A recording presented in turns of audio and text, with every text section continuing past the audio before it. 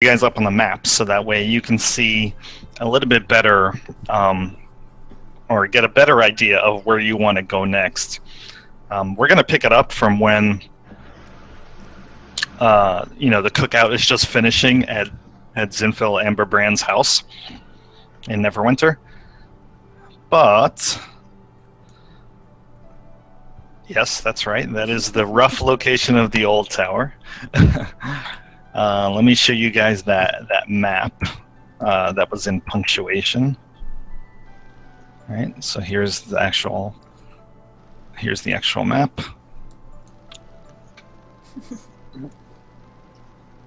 So if your plan was to go through the forest, or whether or not you wanted to take the high road and then the Triboar Trail, and then at some point get off the trail to find the tower itself, that's totally possible. Are we all Somebody mentioned using the teleportation tower. I just wanted to point out the teleportation tower actually doesn't go to Triboar. Oh, I could swear it did. I don't remember looking at the map. It does go, however, to Yartar? Yartar. No, that's probably what it was then. Yeah, then screw that. Yeah, no, thank you. We have to go to Triboar to meet up with one of our friends anyway.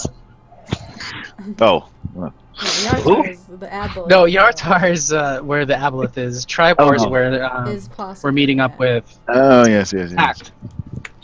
Yeah. That's right. And I think we might have quests in Triboar too, I'm not sure. Yeah, we do. There you go. So Yeah, I believe you do. Alright, so I'm going to switch you over to the Neverwinter map at the moment.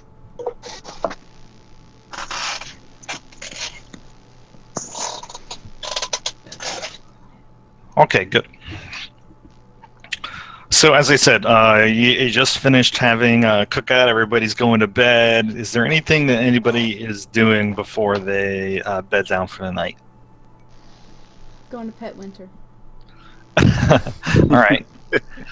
Well, he's kind of hanging out in the backyard at this point. He's just grazing on grass, and he looks pretty sleepy as well.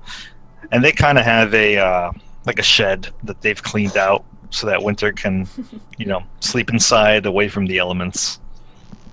Aw, how thoughtful. I'm gonna do one thing before. I want to check out Zinfel's father. Okay. Oh yeah. I want to use. I want to use. Not that into you. His wife's right there. I want to use my Know Your Enemy ability, which allows me to check on some of his stats. I used this before. That's right. So, I want to see if his strength is equal, superior, or inferior to my strength. And let's do Con too. So as his Constitution. Yeah, sure. So you just want to know his strengths, essentially, if it's better or worse. To mine. His strength or the and same. his Constitution. What's your strength? 16. And Constitution is also 16. All right. So you're kind of studying him as everybody's saying goodbye. His brother and I think Thornbear are helping him up out of the chair. Because, like I said, both of his legs are broken, and he's kind of he can't even really use crutches because with both your legs broken, it's kind of really hard to do that. But they have their arms, hoisting him up under his armpits. And as you're looking at him, as they're pulling him out of the chair, and I think your ability only takes about a minute or so, right? Yeah. You can tell that Ivaro's strength is lower than yours, but his Constitution is higher than yours. Huh. Okay. I don't know why I did that, but whatever. All right. Gonna beat up a guy with no legs. No. Yep. So, and just to remind everybody, that's what Ivaro looks like. All right, so Do we have everybody here? I haven't heard Urk yet. He's there, but his mic is having issues. Oh, because I I kind of hear- hear like a hear vague the buzz in the buzz. background. Yeah, I hear that too. Buzz. Maybe it's a bee. It's a bee. No, that's Right. coming from you guys, not me. Oh, Hey, there he is. still making buzz. Yeah, I've been here the whole noises. time listening to the stories. I'm buzzing. Stories. All right. Well, unfortunately, I'm not sure what to do about that. But in the meantime, I'll just try to ignore it. So, is anybody else doing anything else? Nope. Okay. So, Go to my room. go up to your room and you sulk. No, your mom was gonna scold you. That's right. I'll just go to my room. So, Zinfel, you go back to your old room. And it's kind of like surreal being back here. You know, after a little while on the road. I mean, you got so used to, you know, being either at school or at home that now that you've had a taste of the adventuring life and coming back to, you know, where you spent so many of your, you know, younger and teenage years. Being back here, it just seems like so yesterday. You know, it seems like such like a far off, distant phase of your life that you're so far beyond now. Considering you've had a taste of what it's like, you know, to exist out on your own, roughing it per se as a as an adventurer. And as you're kind of settling in, you know, pulling on your old PJs, fluffing up your old pillows, moving those stuffed animals out of the way, or whatever the case is on your bed, you hear like a gentle knock on your door.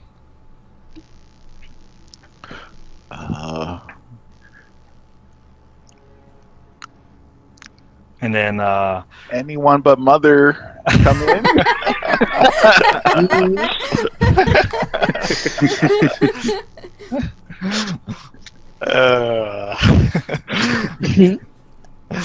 So actually, no, you hear a voice say, well, it is your mother, so I think you should let me in. Oh, darn. Just kidding. Open up the door quickly. Just kind of standing there, and she's got like a little bit of like a cross look on her face, but there's some gentleness behind her eyes, and she says, "I just want to make sure you're okay." She says, "I know that you're off to leave again tomorrow, and I don't want to leave with you. I don't want you to go mad at me." She kind of has this look on her face like she's expecting you to like let her in the door. I let her in. She takes you by the hand and she kind of sits you on your bed, you know, and she's seated next to you with like her hand on your lap, and she says, "I know your father wants you to follow in his footsteps. It's just that I had different dreams for you. I didn't think you'd be such a natural at this. And I see that you've made friends that care for you. I just, I don't know what to say, Zinfel. I just want you to be careful out there. And whatever drugs you may be taking, please don't do that."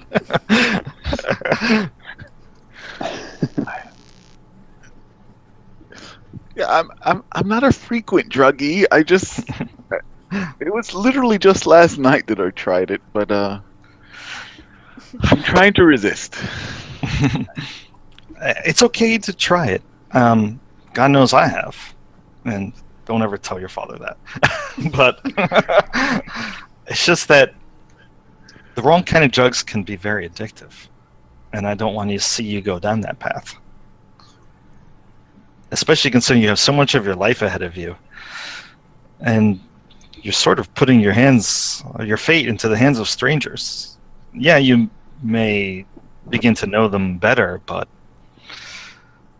it's just that with the wrong kind of people around, that kind of mentality might lead you astray too, if you know what I'm trying to say. Yes, Mother. I do. Good, good. She says, I'd like you to at least write to me. At least let me know that you're still living. What town are you going to next? We're going to Tribor, or we're heading to Tribor on our way to Yartar. Although we're stopping at an old tower along the way. Okay, just be careful. I mean, obviously, you know what happened to your father. I will keep in contact. Don't you worry. I mean, I want you to worry. Because I know that's what you do. But I'll be alright. Good, good. She, at this point, you notice that she's kind of got like a little, like a satchel on her. And she kind of takes it off. And she pulls out what looks like a sheaf of papers stuffed into an envelope, along with a quill and some ink.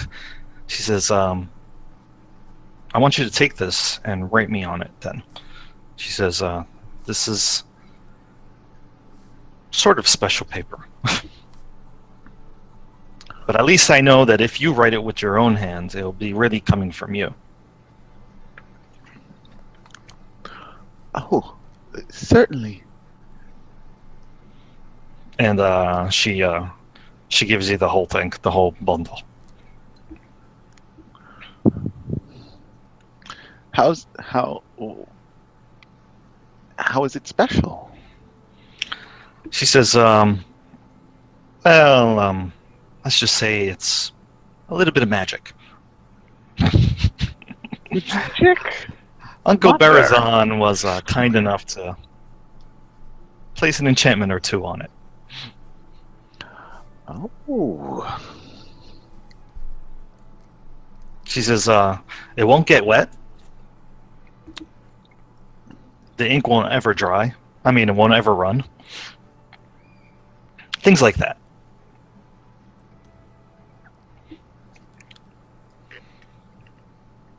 All right. Then I will write you. Whenever I stop in a town, I will stop to write you. Good. All right. Well, enjoy your rest. I'll have some breakfast ready for everyone in the morning. And we'll get you some stuff for the road as well. Thanks, Mom. She kisses your forehead and strokes your hair. She says, Give her a big hug. Don't say goodbye without saying goodbye to everyone else either. Of course not. Especially your little brother. You've taught me well, Mother. She nods. She says, I love you. I love you very much. And you can kind of see she's a little bit teary-eyed. She gets up, and then she lingers at the door for a moment, giving you a warm smile, and then she closes it behind her. Yes, not punished.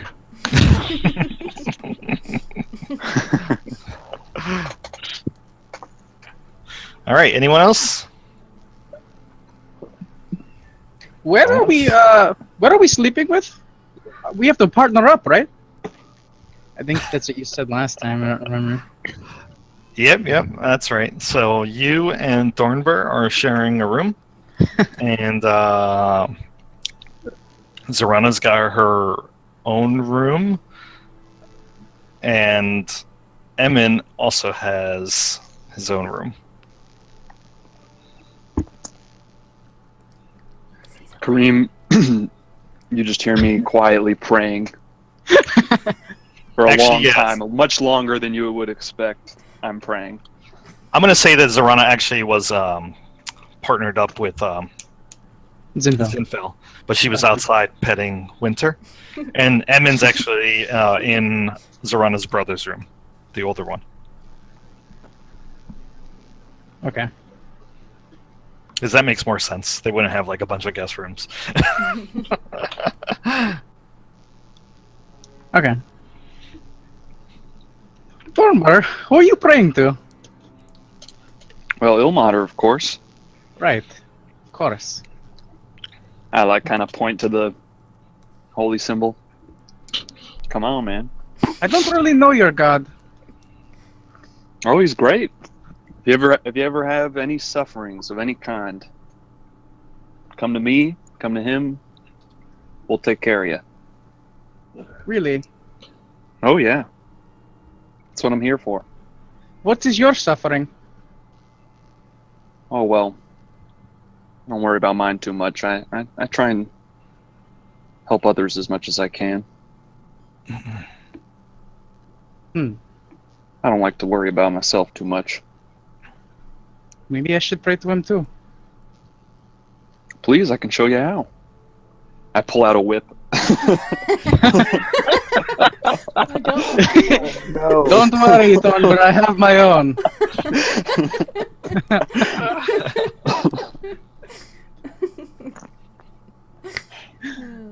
Oh man. I guess I pray to the same god. I don't know how. I'll just listen to whatever Thornbar says. Yeah, you just, you know, I don't really know what to tell you, to be honest. I have a spiritual guide who I can hear and speak to. Did you meet her when she came and blessed my sword? I heard about it. I wasn't there. She's actually in the room right now. Yeah, I mean, she is sitting right here. She's actually looking right at. I was just talking to her. Wait, can I see her? No, you cannot see her. Okay.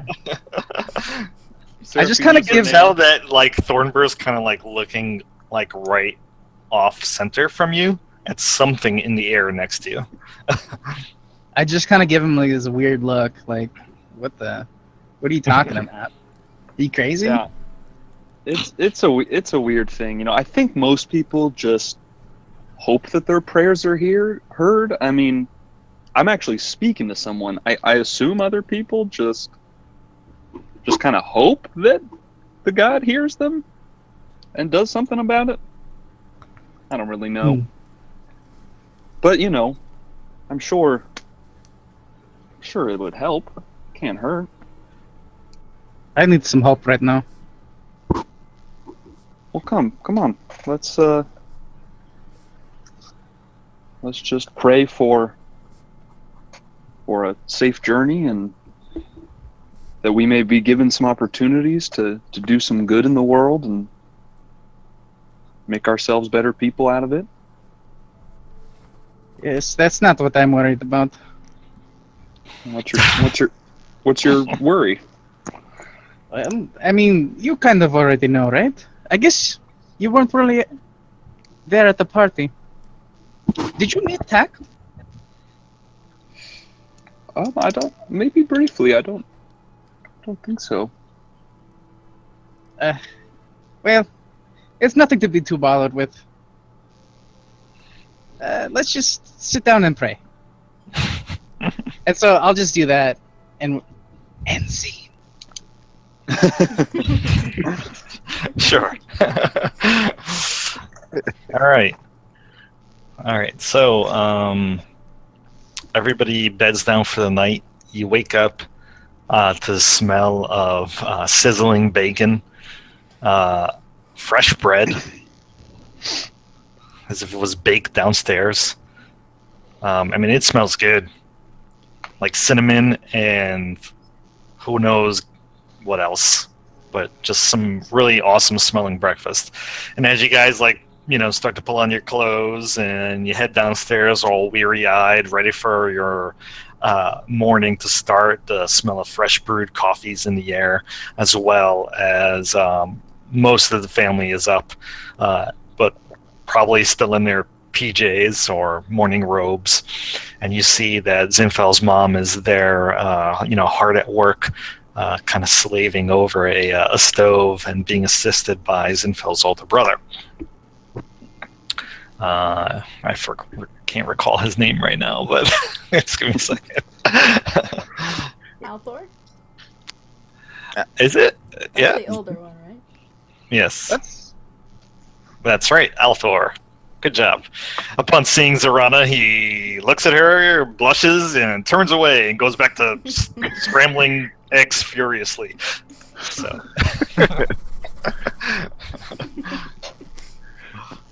All right.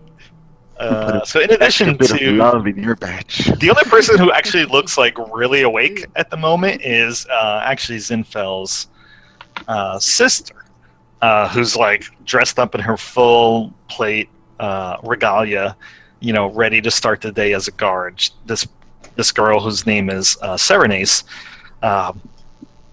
definitely seems like the type of person who gets up at dawn and does morning exercises and then is ready to go to work. So upon seeing Thornburr, she does not shy away. She just gives him a look like, how you doing? Morning, miss. She says, top of the morning to you as well. She says, I trust that you slept well. Oh yeah, me and Kareem had a nice prayer, which always puts me in the mood for a nice sleep. He She was says, snoring. I can snore. It's true. oh, is that true? Praying to El Matter, is it? She Yep, says, that's the one. not gonna knock El Matter and all of being one of the gods of good, she says, but if you're really looking to have a worthy god on your side, I would not turn away from Helm. She says that completely straight-faced and serious.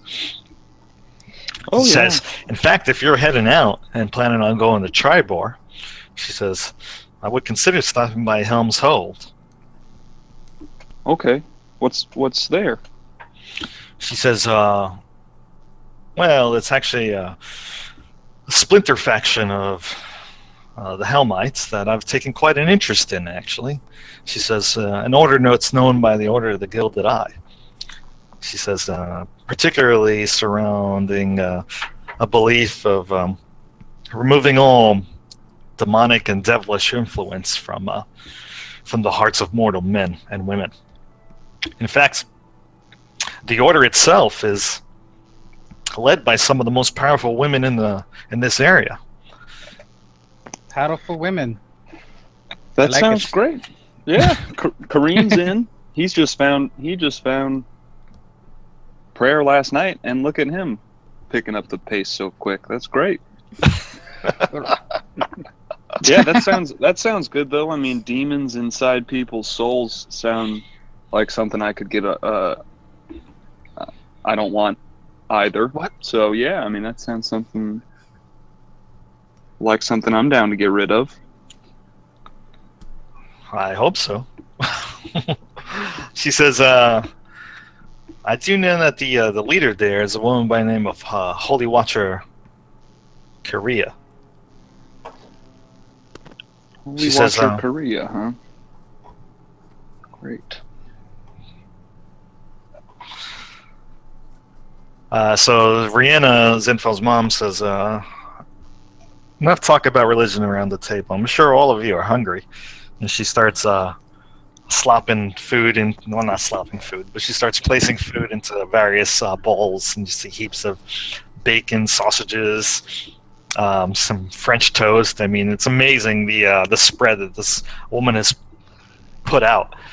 A sleepy-eyed Zinfel's younger brother, Velathon, comes downstairs all yawny, kind of halfway in the arms of Barazan, who says, who looks at Thornburr and says, "We should go grab Avaro when you're ready, Thornburr." Yeah. What are we doing with Avaro again?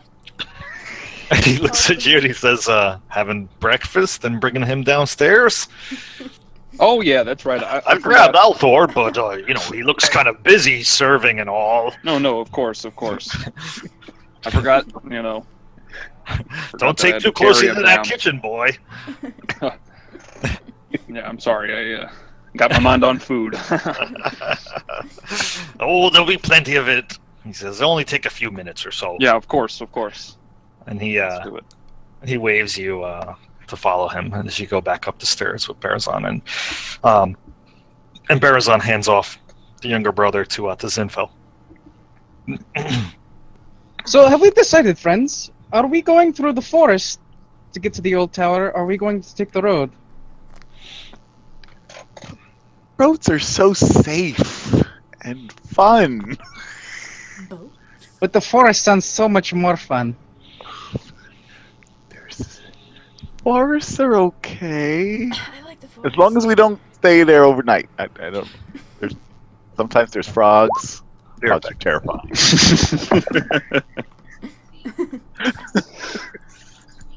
I mean, What about you, Emin? What do you think?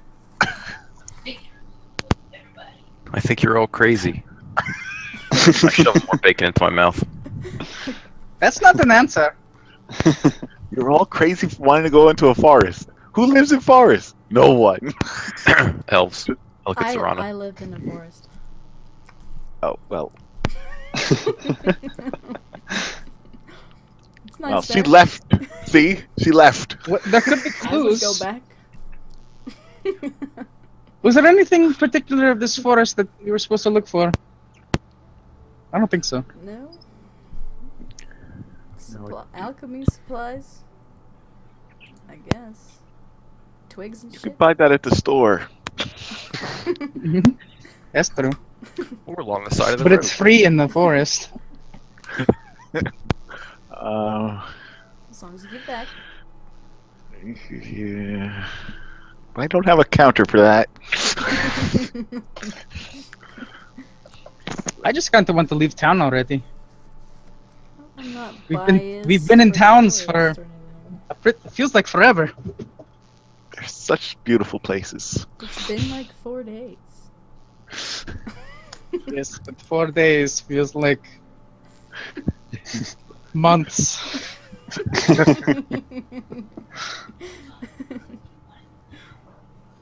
Maybe you've been getting stabbed in the gut one too many times. That's true. One too many times indeed. Well, I'm through the forest. So we didn't decide, I guess. Oh no, we decided. We're taking the road. You just missed it. I Damn waved it. my hand. Yes! Roads. I like roads.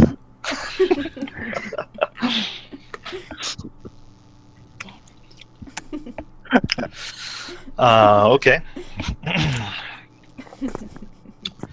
So, upon hearing that you guys are taking the road, Rihanna says, good, I'm glad. Neverwinter Wood's a dangerous place, from what I've heard. If it's not for brigands that hide out there, or might be crossing elves still looking or locking down protection of the Sharandar ruins. Did I say that right? Ruins. Oh What kind of yes, ruins? Fey ruins. Althor says. Place is known for it. They're all over the Neverwinter Wood. He says. You know, these stories, it's like putting drugs in front of an addict. I look pointedly, and I point at the hot chick in the armor. And you, with the armor and the good looks, stop. You know what you're doing. We're taking the road.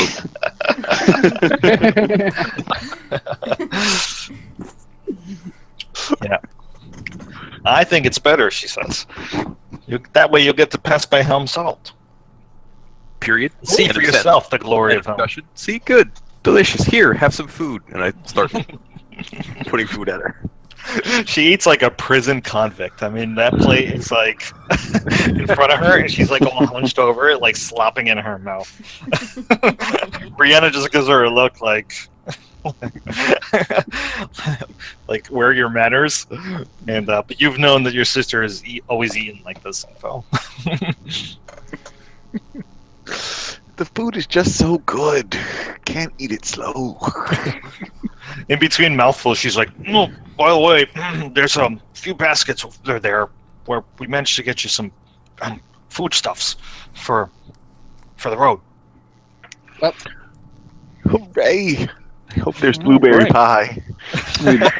We bought all those rations yesterday. We're gonna be set. I'm ready to leave whenever. I smell cinnamon. first- Is there cinnamon rolls? She pulls them out of the oven. They are. Take like 5 of them. What was that, Thornberg? Zinfel, did you need something dispelled? Oh yes, I did. This note. I need the illusion dispelled on it. Okay. Give it here. Yes, yes. All right, Thank this is you it. for. Yeah, no problem. It's a new spell, so just. All right. Dispel magic. Brianna puts up her hands. She says, "No magic in the house." Oh, Zinfel, you should know better. It's a simple spell. It takes 6 seconds, max. No. Last time that happened, I lost all of my enchanted sheets. I am not risking that again. You take that magic outside. All right. Zinfel and Thornburg like a really like motherly look. Fair enough. Mother. At that point, Avaro, he's laughing as well. He says, "You know, Zinfel, you should learn some of that magic on your own." I'm trying to, but I need to go on this adventure and get funds because I don't even have enough money to buy ink, let alone get spells. Oh, money's what you need? Brianna just gives him a look.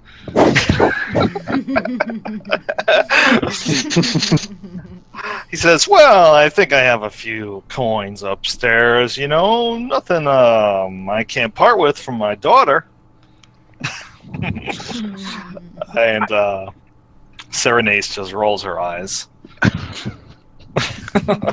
Don't we have a lot of gold already in the funds? We made a lot of money yesterday Oh, we cashed in. selling all that stuff. So we do have a lot right now. Let's go outside and dispel this thing and then be on our way.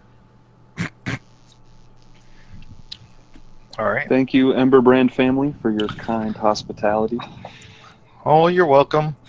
Avaro says, "Good luck to you all. I hope to hear what you find." He says, "From what I heard, Zinfel,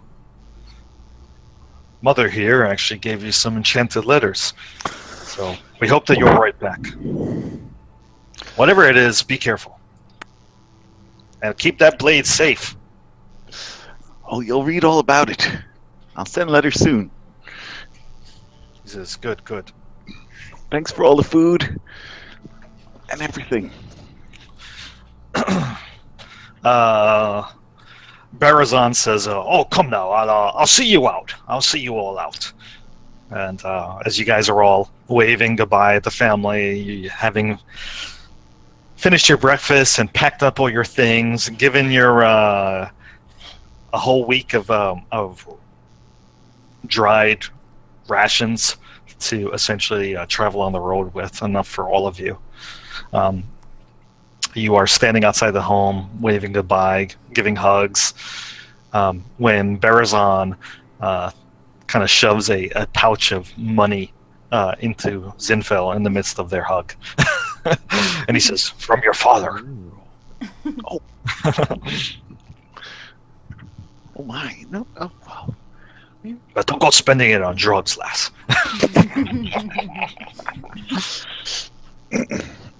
Yes, Uncle. He nods.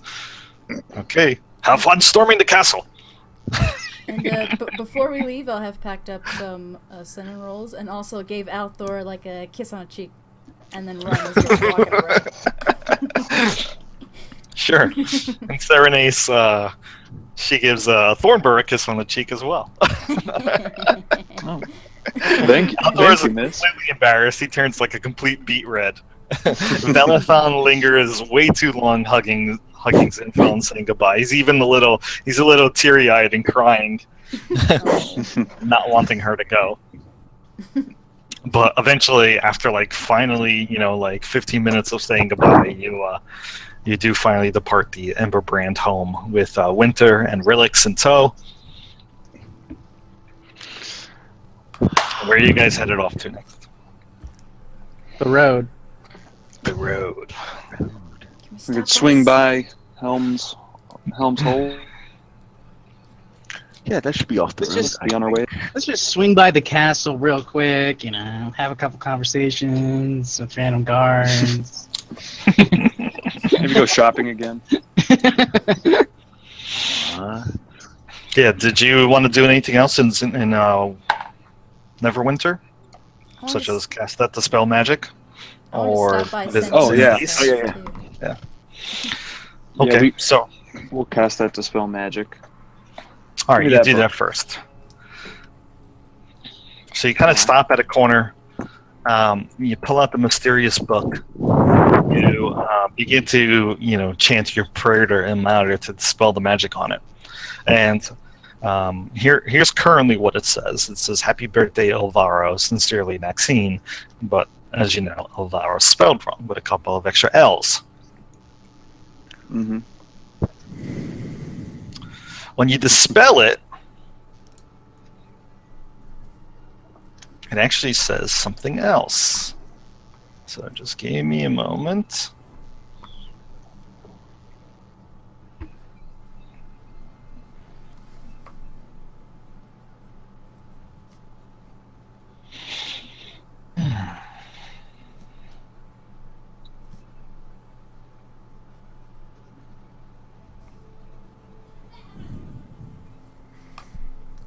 And then I said, "That's not my donkey. That's my sister."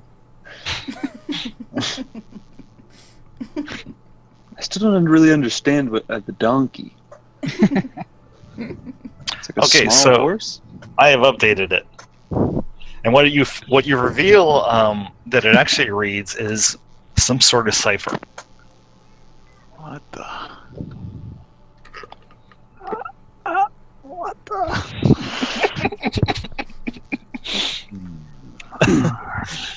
Not what you were expecting. Always more puzzles. As you What guys did are you standing there as well, you also notice that on a nearby kind of like tree, spiked to it, you also see something that you've seen before, which is this.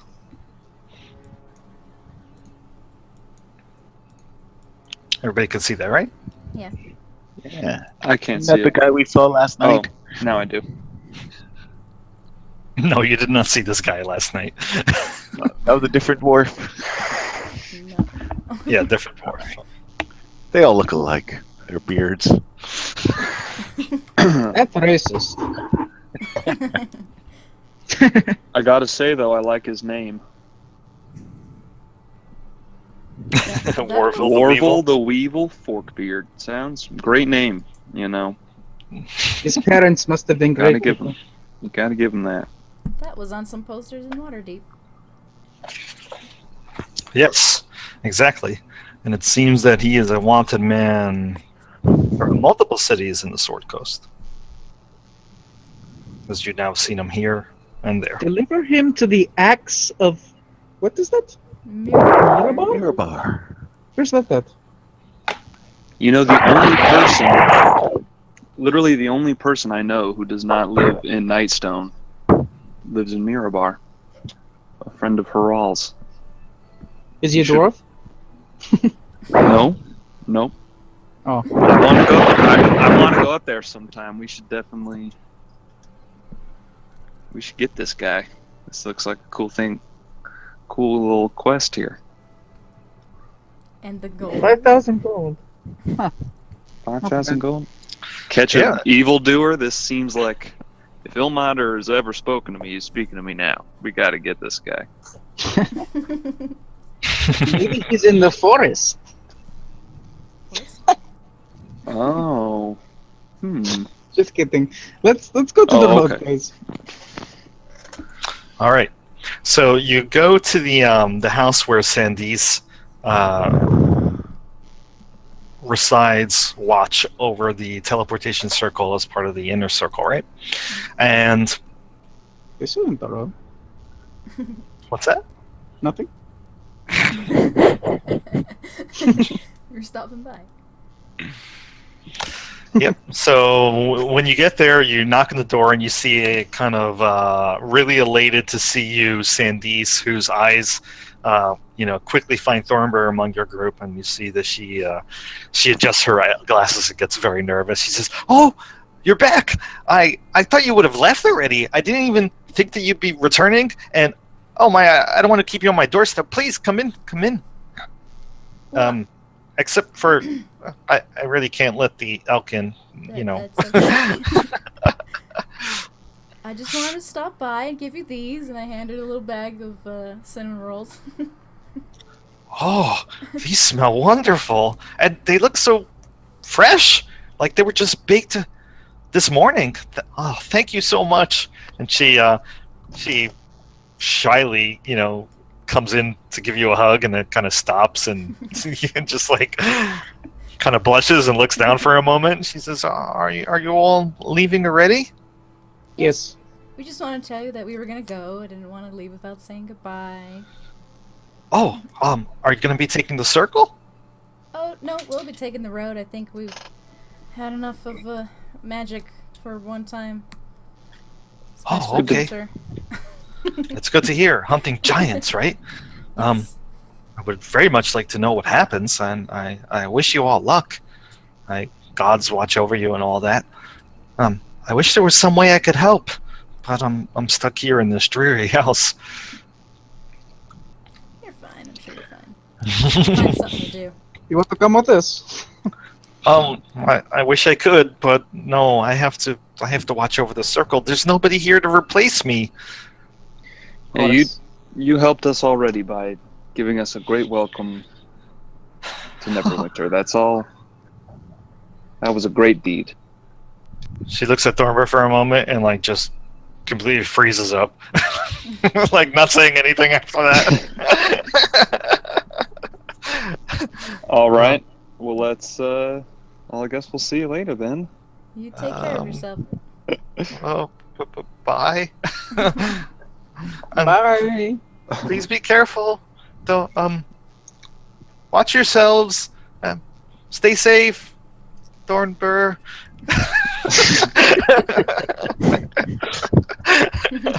You too. She closes the door and rushes inside. She's gonna do some reading tonight.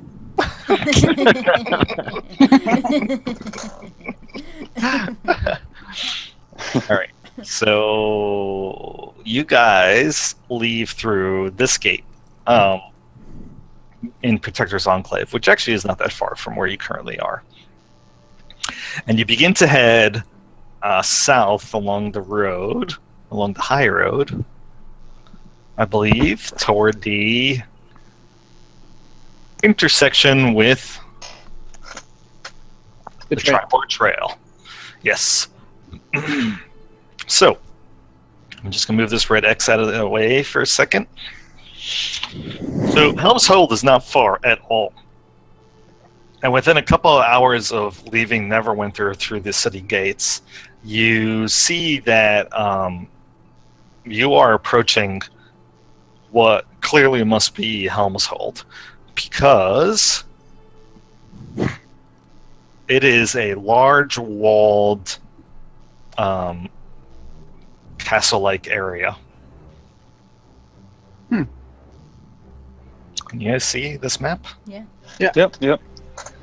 Okay, great. It's amazing, actually, because you've never seen... it's like you're on the front lines of a war when you get here. As you begin to approach the hold itself, you see a massive, massive walled encampment with what looks like a field in front of it, littered with soldiers that are in formation, doing various training exercises, standing amidst an incredible number of siege engines, catapults, trebuchets, and other equipment in various stages of either being repaired, built, or set up. And in addition to all that, past the numerous towers that align the walls themselves, you can see that rising above them all is what looks like a massive, massive cathedral with two kind of upright, gauntleted hands that form, the entrance to what looks like the cathedral itself. And clearly, you recognize this as the symbol of Helm, except that the where the eye would be normally on the back of the gauntleted hand is actually this very large, amber-colored stained glass window with the adorned eye on it. Okay, just like you see in the picture above your tokens. Mm-hmm. Wow, that is one nice house, huh? Yeah, really. I remember these guys being a little more subdued. Yeah, clearly, Helm's Hold is not a subdued place. From what you can see, they are literally preparing for war. Although why is really not obvious to you. It's pretty obvious. But in addition to that, there is an incredible amount of people here. It's hard to judge numbers because none of you really have that kind of experience in an army. But I kind of do. is that Ryan who just said that? Yeah, pretty much. You've been in an army before? Well, I've been in army school. Ah, okay. You know what? I'll give you a intelligence check then. Sure. But I'll give you advantage. Oh, well. It's okay, he's not paying attention anyway. Dude, there must be like 25,000 people here. I mean, it is just a crazy, crazy large encampment. You're like, yeah, 25,000. That's definitely. Oh, there's 25,000 here. Wow, that's amazing. Wow. That's a lot. Yeah, but these dudes, they are dressed. I mean, you see a number of people. They're not all soldiers. You see that there are runners in between camps. People dressed like scouts. There's also a lot of commoners, craftsmen that are actually building the siege engine, and engineers. So I mean, it's not like everybody here is a soldier in full plate armor or anything like that. Far from it. In fact, you only see like handfuls of people really with full plate armor, and those look like those are the guys in charge. But in addition to that, there seems to be a pretty equal mix of men and women. And as you're kind of walking along the road, unless you plan on stopping, they pretty much allow you to just, continue on. Nobody stops you or anything like that. Yeah. Should we just walk on in? Well, actually, so to actually get to Helm's Hold, you have to walk off the road. And they're kind of like, between the road and the hold itself. Okay. So if I could kind of make you understand this just a little bit better, imagine that the road, and I'm going to draw this roughly like freehand. Imagine that the road is like this. Get it? Did you see that? Sure. So all these Okay. people are kind of like in this area. Yep. So It's fucking huge. can we just walk up to them? Yeah, you can see them, but like nobody kind of. You see people on the road, kind of just watching it carefully, but like nobody actually stops you, or asks you questions or anything like that. You do get looks from people though as you're moving southward. Yeah.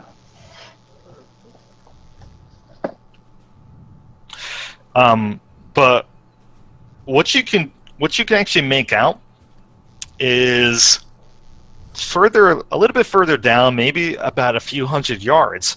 You think you can see Zinfel and really anybody with a perception of 13 or higher, what looks like a large gallows. Oh, And it seems to be a little Those are always congregation of fun. it seems to be a little congregation of people around it. oh man. Should we see what's going on? Good old fashioned hanging. I smack good. my forehead with my palm. Does this even matter? What are we doing here? Well, Serenade suggested. yeah. Stop by. I mean, if we got some good religious folk trying to do some good in the world, you might want to team up with them. But this seems kind of sketchy.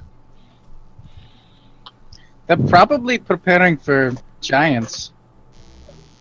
Yeah, I don't think I'm the only one who thought that, right? Well, yeah. I mean, No, you're the only one who thought that. I think they're just insane.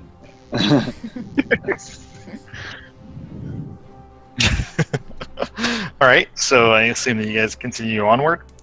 And as you walk down the few hundred yards, you can see at the gallows themselves, not only are there gallows there, but there's also a number of stakes with pyres currently unlit, but people are actually tied to those stakes. And there's a number of guards around, from what you could see, all people in various, chainmail armor. And standing with them, kind of looking like she's maybe in charge, you see a woman in full plate with a very distinctive tabard that matches the symbol of the Order of the Gilded Eye. Well, and she seems to be kind of listening or acting as some sort of justicar or judge in some way, presiding over what looks like a kind of like a trial right alongside the road. And in addition to that, you see that there's the gallows actually has like a couple of people standing on it with nooses around their necks, waiting to find out if when they're gonna essentially pull the lever that's going to essentially hang them. Well, we could learn something from these people, right? no, this doesn't seem like the kind of punishment Ilmater would approve of. Do you guys want to talk to them? Maybe we should just watch for now. I feel like this isn't something we should interrupt. I'm hiding Okay. behind Winter.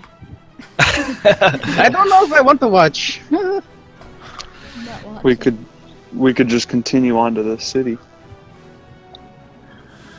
Or to the road. You could. Right into the hold. Although this is probably the person we want to talk to. What's Let's- the let's just harm in wait. asking? Yeah, screw it. Let's go. All right. Well, you kind of like walk up to the group, and you see that there are a number of guards, like I described, hanging out around this area, keeping a close eye on the road. As you begin to approach, you immediately catch the attention of a guard who walks on over to you guys. He's got a square jaw with a very light beard and a blonde mop of hair that looks like it's thinning very rapidly. And he says, "State your business, adventurers." Well, We're Hi, giant slayers. yeah, we're the Stone Sworn. My name is Earth Rokenwit. I'm a paladin of Ilmater. Ah. And Oh, I can was see to- that. Welcome, yep. brother. Yeah, that's right. Got the symbol right there. Yeah, I was told. We were told about your group here. We're do-gooders, adventurers out in the world, and thought we might want to team up. Came to pay your respects to the Order of the Gilded Eye, then, is it? Sure. Oh, well met. He does say... He says, my name is Adric. And you are? Nice to meet you. Well, I'm Thornber. Thornber Throkelman. This is the Stone Sworn.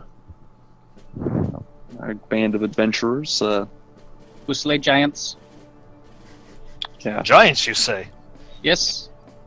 Yep, on our We're way in to the kill right one right place. now. You should help out with the effort. Defense effort, The that is. who? The what? The defense effort. He says, we're preparing for giant attacks and dragon attacks as well. He says, there's been rumors up and down the coast. Helm's Hold will not be caught off guard. Yeah. We could use adventurers such as yourselves if you have any knowledge in engineering or looking to make some money as mercenaries. Every man counts, and woman, that is. And he gives Zorana and Zenfel a curt nod. He says, we're always taking acolytes as well. We've been spending a lot of time within walls lately, and we were actually just talking about how much we need to get on the road again. But really appreciate the offer. He says, well, if you have any news about giants, considering that you are travelers, he says, we'd love to hear more. From what we've heard so far, it seems like every single giant under the sun is making their way around the Sword Coast, causing trouble here and there, in addition to a number of dragon sightings as well. What does this hold protect? Protects Neverwinter and Right. its surrounding lands. Any artifacts here? Excuse me? Any large artifacts? He gives you like a very suspicious look, and he says, large artifacts. I don't think we're willing to give that information to strangers, sir. Well, it's just the giants have been stealing those things, so... Oh, well, you know, come to think of it, we have heard of frost giants lay claim to something that they're looking for called the Ring of Winter. If there was ever an artifact that was to be known, he says that would be it. And then we've heard about fire giants who just attacked Tribor no less than a few days ago as well. They dug a big hole into the earth and pulled out a piece of metal the size of a wagon. Just attacked the town itself with orcs and some other creatures, kind of like birds, I guess, that the orcs were mounted upon, called axe beaks. Do you have any news of the other towns? What about Yartar? He says, no giant attacks on Yartar that I know of. Or dragons, that is. Just He an says, average. that's a long ways from here. Is that the direction that you're headed? Yes. Yep. Well, yep. Correct. He says, good to hear. And then you hear a kind of like a chant past him, where a lot of the soldiers are currently standing there, and a couple of the guys up on the gallows. One guy seems morose and very quiet, and another guy he starts like really wailing and kind of like sobbing, and you can't even really make out what he's saying, but he is clearly fighting them putting a noose over his neck, as the acolytes and other priests of Helm in that area seem to be chanting a small prayer. What did they do? Oh, that, he says, devil worshippers. Oh, witch devil. Oh. He says, all of them. But Asmodeus, worst of all. Oh, yeah, even I've heard of that one. He says, you ever heard of an organization called the Ashmedai? The who? The what? No, terrible. no. He says, I don't read oh, much. you know who they are then? He looks at Zenfo. Yes. He says, it's a poison upon these lands, and a poison upon Neverwinter. For a number of years now.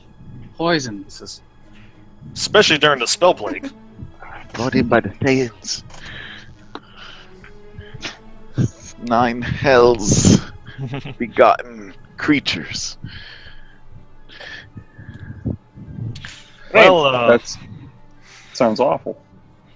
then when he says that, he bows his head. It seems as if the prayer has finished, and you notice that they pull on a lever, releasing the trapdoors beneath the dudes up on the gallows, as all three of the guys currently up there are hung.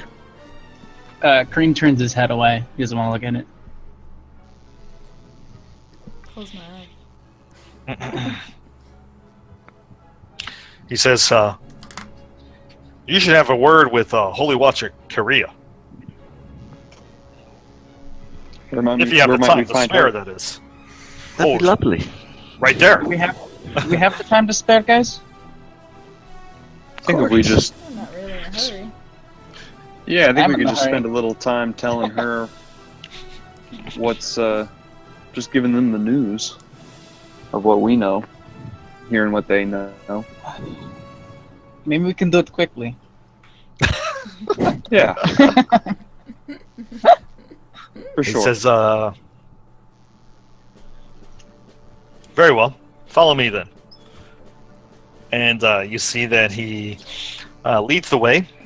This guy named Sir Adric, walking you over to Holy Watcher Korea, who stands there as she is now presiding over the pyre, and the person currently strapped to it or tied to it, awaiting her judgment. He says, "Holy Watcher Korea, I have some adventurers along the road traveling south. They say they're called the Stone Sworn, and that they've fought some giants." She turns. Everybody can see her journal entry, right? Yeah. Okay, good. She says, "Welcome and well met. I am Holy Watcher Korea, and I see that you have a traveler of Elmatter among you." She gives you a nod. I nod back. Hello. How is it that I can help you? Oh, never mind. We were just talking to your companion here, and thought we might have some information that'd be useful to you. You might Oh. have information useful to us. We're adventurers, and we've been learning about these giant attacks, and my hometown was destroyed, and I am chasing these giants. We are on our way to kill a giant right now, Is that so? and so we don't have much So- time. Then your adventures after my own heart. Just give me 1 second. Just want to reply here. She says, "Yes, rumors of giants are near and far." She says, "Nightstone. That's a village far to the south, is it not? Along the Sword Coast, just a few miles outside of Waterdeep." Indeed. Yep. That's the one. She says, "I have heard of it, but I did not know that giants had destroyed the village, as you say." It's been mostly rebuilt. It's doing all right, but still in a little trouble. Zentarum trouble, but what you gonna do? We got giants Let me to come for you. take care of. She says, "Yes, Zentarum, always a thorn in everyone's sides. Always out to look, to make out coin and line their pockets." She says, "If only the Order of the Gauntlet would eliminate them once and for all." Amen. She nods. "Thornberg, you said your name was? Yep, that's the one. So where are you and your companions headed? You said on your way to slaying a giant?" Yeah, on the way to Tribor. "Many miles lie between here and Tribor." She says, Indeed. "Specifically where?" An old tower. An old tower. She says, a bit generic. That's all We don't know Yes. too much about it. She says, come to think of it, I have heard of an old tower that lies in the Star Meadow Hills along the Tribord Trail. Could That's this probably be the one one. and the same? Possibly. Probably. I think so. She says, I remember an instance of travel back many years ago.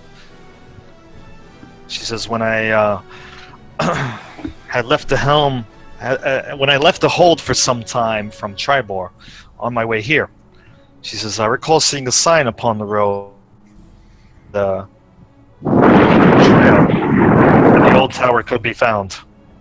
Oh God, whoever just breathed into the mic, thank you.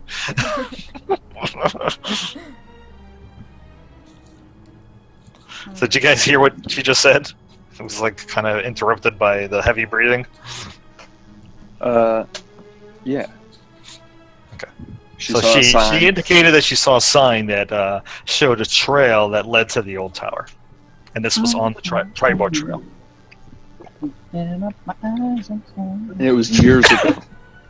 She did say it was years ago. Well, that's interesting. She says, yes, but be careful. We've seen frost giants and fire giants, and I've heard many things about them. Particularly, frost giants seem to be raiding up and down the coast, mostly concentrated around here and north of here. I don't know if we've told this already, but they're looking for artifacts. So I've heard.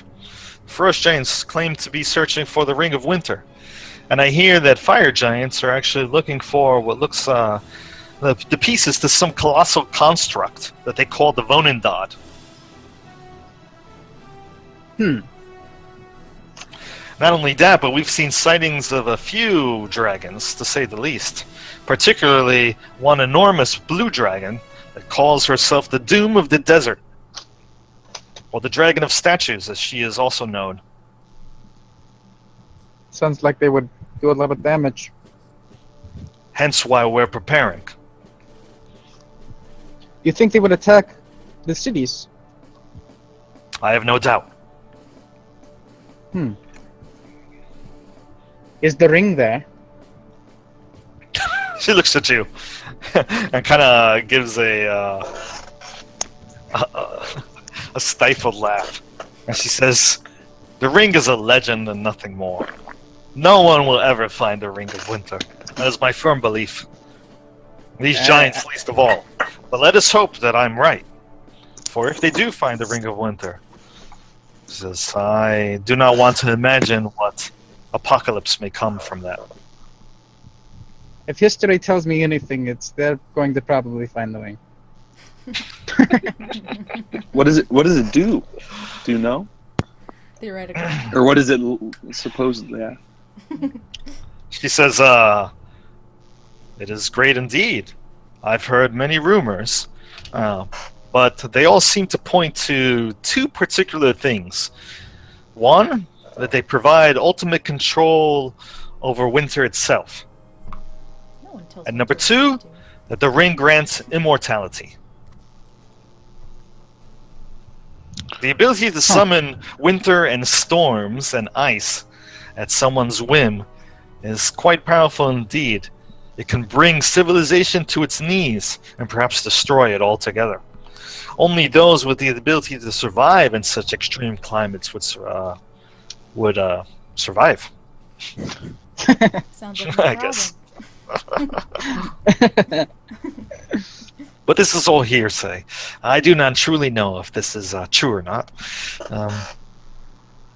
I'll leave those to the scholars and wizards.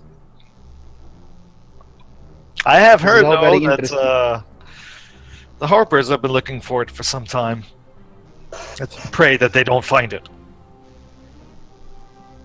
Why not? Because they're a bunch of idiots, that's why. She smiles. but she does seem to not deny what Emin is saying. Well, they do seem kind of... Well, anyway. Whatever your goals are, be careful. Follow over matter is welcome within Helm's Hold any day. And perhaps any of you as well, if you wish to take up an acolyte position or eventual priesthood within the clergy of Helm itself. Of course, we're always paying mercenaries as well to man our walls. We're more of a I think we're more traveling adventurous. kind. Yeah. I figured as much, but If you ever he was there regardless. if you ever have an errand you need run, She says, well, there have been sightings, especially of frost giants, as I said, raiding the coast. If you find Oh, yeah. anything out, you can return that information to me. He says, but I'm not going to offer you a reward without any solid information first. That's fair. yeah, I'm sure we'll be around. We plan to hunt these giants as long as it takes to make this place safe again. That's good to hear. She says, apparently they've plundered several homesteads and caravans along the high road. If you could find out where the giants are coming from, as I said, I can use this information. Well, they do have We'll a do it. flying. Well, if we... What? Those Go were the cloud giants, though, right? She didn't say which giants. Frost giants.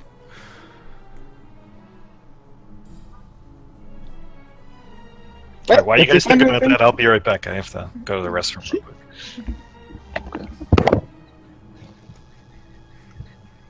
All right. Well, I guess we should continue on our way. Holy Watcher! This is an amazing joke. Why didn't She's not interested. the rooster go to the volcano? Why? He was chicken. Oh Lord.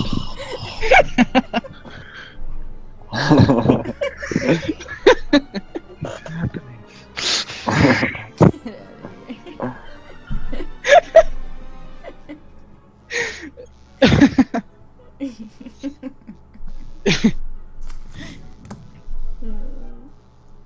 Damn, I thought that was funny. It was. I have a question for you, Thornburg. Uh huh. Shoot. Is your god and Helm friends? You know, I don't really know. I didn't know what- know either. I know what my god wants me to do, but I don't really know that much about what they do. It's all like in books and stuff, and I don't really read those things. I just, I just help people. I don't really know that much about the other gods. Hmm. But I would assume they would be friends. I mean, they're on, They're like, good their god guys. is the god of protection. So that's the thing that's I like. I mean, I don't really like burning people, but Or hanging them. yeah, but at the same time, Are you saying that in front of her? We're kind of having our own little conversation next time. Alright, well, as you're having that little conversation, she excuses herself for a moment and goes back to giving some orders to a couple of guards that walk up to her. So as she And I'm walks sorry I away- had to get up twice real suddenly, but water and liquids seem to be going right through me right now. So no problem. Before she walks away, I grab her attention. How do you pronounce your name? Kira? Korea. Korea, of course. I would have spelled it Korea, but you know.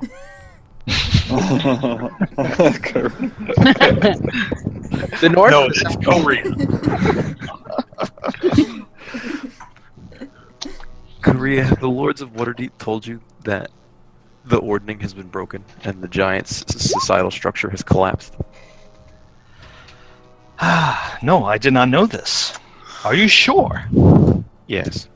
That would explain a lot. I have heard of this hierarchy that the giants have, but I did not know such was the actual case. Thank you for sharing that. And you say that the Lords of Waterdeep revealed this information to you? No, we told them. How can you be so sure that that's really what's happening then? We know things. We're adventurers. We're not tied to one place. We hear when the wind speaks. A giant told us. Excuse me? A giant? Yes. I forgot his name. He's a big guy. Zephyros, come on. Yeah. And he lives on the cloud. Tower. Ah, a cloud giant then. You know, Yes, I a did good one. hear about a cloud giant castle that had appeared over Waterdeep just a few days ago as well. Did it have a makes cat? sense now that all of this is connected. Yep, that was the same one that attacked my You don't know that. my home. That's the same one that attacked Nightstone. Do we know that though? You The, don't know that. I think. Are you sure of that? are we sure of that? I thought. No, I don't think we are. Someone told us it Okay. was different. I think. I'm They not- could be good ones. Cloud giants not sure are about known that. to be either good or evil. But you did mention that you encountered just one of them that revealed this information to you about the ordering being broken? Yes, he was a cool guy. She says, I will keep that in mind.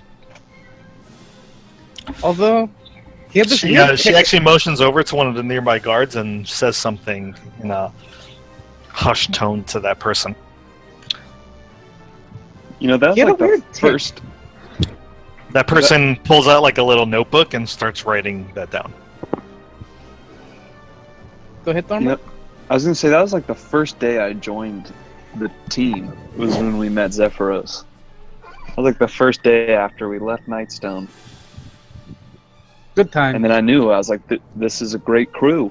We're meeting giants on day one. This is gonna be a great journey." Well, She says, I guess technically you met giants before we even met you.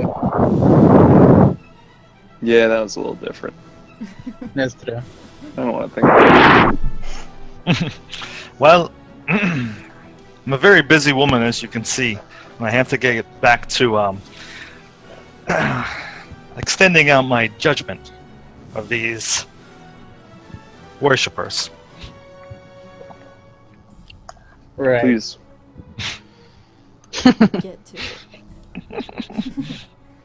I wish you See luck our then. way. And if you do find any news about frost giants and their raiding efforts, I wish to hear it. Anything that you can return back to Helm's Hold would be rewarded. Of course. We'll let you know.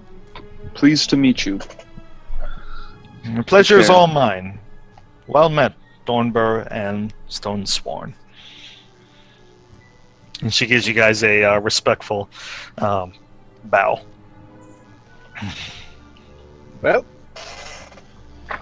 To the off we tower. go. To the tower. All right. So you depart, and within an hour or so, you can't even see the army really anymore, but you can still make out just the top of the cathedral in the distance, as you've now traveled about, 3 or so miles away down the road. At this point, I'm going to ask, what's your marching order? I'll probably be somewhere in the front with Thornburg, maybe? I don't know. I'm in the back. So who's kind of in the lead is most important to me. I would be... Probably. Or Thornburg. I don't know. You're holding. Yeah, maybe hands. we'd be That's walking pretty like side by side, That's Be fine. side by too. side. It's alright. be having a chat. They're holding hands and Fuck the skipping. gods. Holding hands. They were holding hands right now. All right, so I'm gonna say then Thornbur and Kareem are holding hands. Why I isn't mean, the if spark he working? reaches for it, I'm not stopping him. And I just want to confirm here some passive scores. Kareem, you have a passive perception of 13 and Thornbur 12, right? Yes. Let me double check, but I think that's true. Yeah, that's true. No, I have 16. Sorry, I have 16 passive perception. Whoa! When did that happen? He has high wisdom. Yeah, I have high wisdom, and I'm proficient in that. It's one of I've my always 4 had you down as proficiencies. 12 for some reason. No. Yeah, 16. 16, man. Shit. All those things you could have seen. I could have seen so much. It's all right. Not at the time. So 16 and 13. Who's kind of in the second spot after these two guys? I'll be there. All right, so Zinfel, whose passive perception is also 16. Let's see, what am I? 18. 18? What the fuck, guys? Did not know that these passive perception scores had changed. All right, who's after Zinfel? I have 14 passive How would me and perception. Evan? I'm right in winter. Kareem has 14? Yeah. Jesus Christ. All right. Wait, what'd so you have me down for? Wisdom. I had you for 13. I said it 3 times.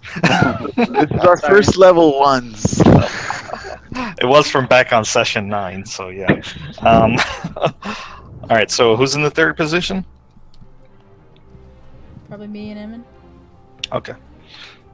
So, Winter. Zorana and Emin. What are the scores for you guys? Mine's 12. Oh, you guys are so wild. What's Winter? Winter is probably not that high. It's just 10. All right. And what's Emin's? 25 when I'm cheating. 13. All right. And then finally, I need passive insights. Also 12. So Zorana's got a 12, 13 for Thornbur. 13 for Thornbur, 14 for Kareem. okay, 12. 12 for Zorana. Zinfel. Oh, I'm sorry, 12 for Zinfel. But Whoops. it is also 12 And then- for me. Yeah. And then for Emin? 13. Oh, you guys suck. No, I'm just joking. Nobody's got above a 14. I got 14. I mean, it's not that bad. You're the best person at weeding out lies. That's pretty good. Yeah, that's pretty much what I had before for you guys. So, for some reason, all the passive perceptions have changed. Okay, Kareem's pretty intuitive, sure. so it makes sense. All right. So, we're going to kind of do this. I'm going to move you guys back to the other map. You're back on the road. You've just passed Helmhold, and you've been traveling for about 3 hours so far. So, let's see how long it's actually going to take you mileage-wise from where you currently are roughly to there. Okay, so that's about 67 miles or so, 68 miles or so. Are you traveling at a normal pace, a slow pace, or a fast pace? And the reason why I ask is because they do different things in terms of your passive scores. If you're traveling fast, you can travel at about 4 miles an hour, but you get a -5 on your passive perceptions to notice anything. If you travel slow, you can actually, use the brush and other stuff to move stealthily. I don't think we need a stealth or really rush.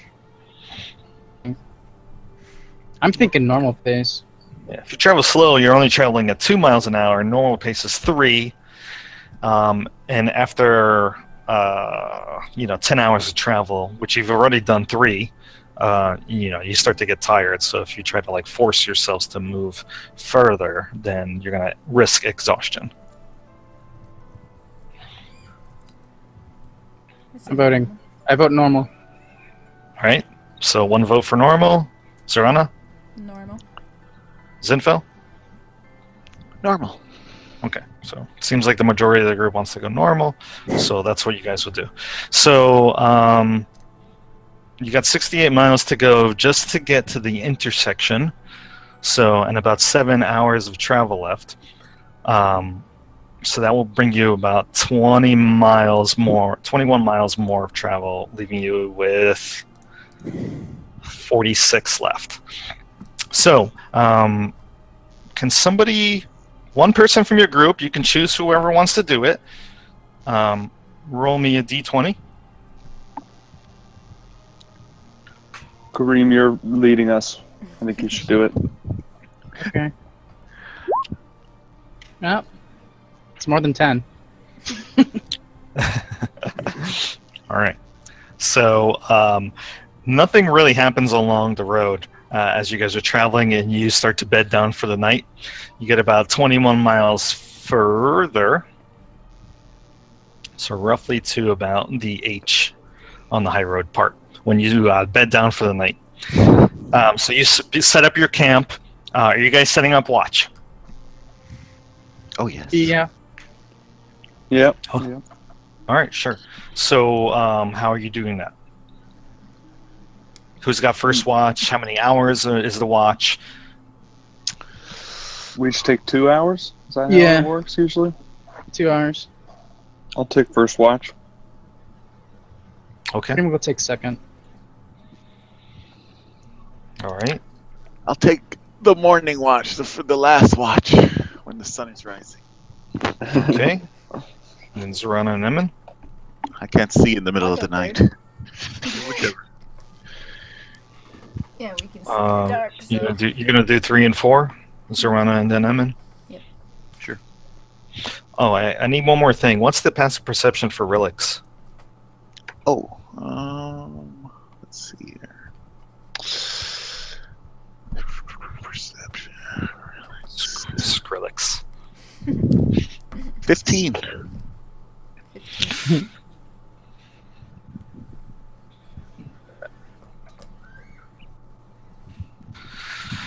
Okay, so Kareem, can you roll me a d20, please, during your watch? Okay. And so nothing happens, and the night passes by uneventfully. Okay, you wake up the next morning, you continue on, you've used up a day of food. So out of the rations that you got, you have 9 days left. Plus whatever rations you normally carry on you. And you begin to travel some more. You guys keeping the same marching order? Yep. Yeah. Okay. So,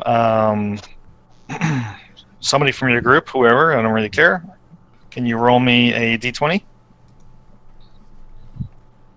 I'll do it again, I guess. Oh, never mind. Serrano got it. All right.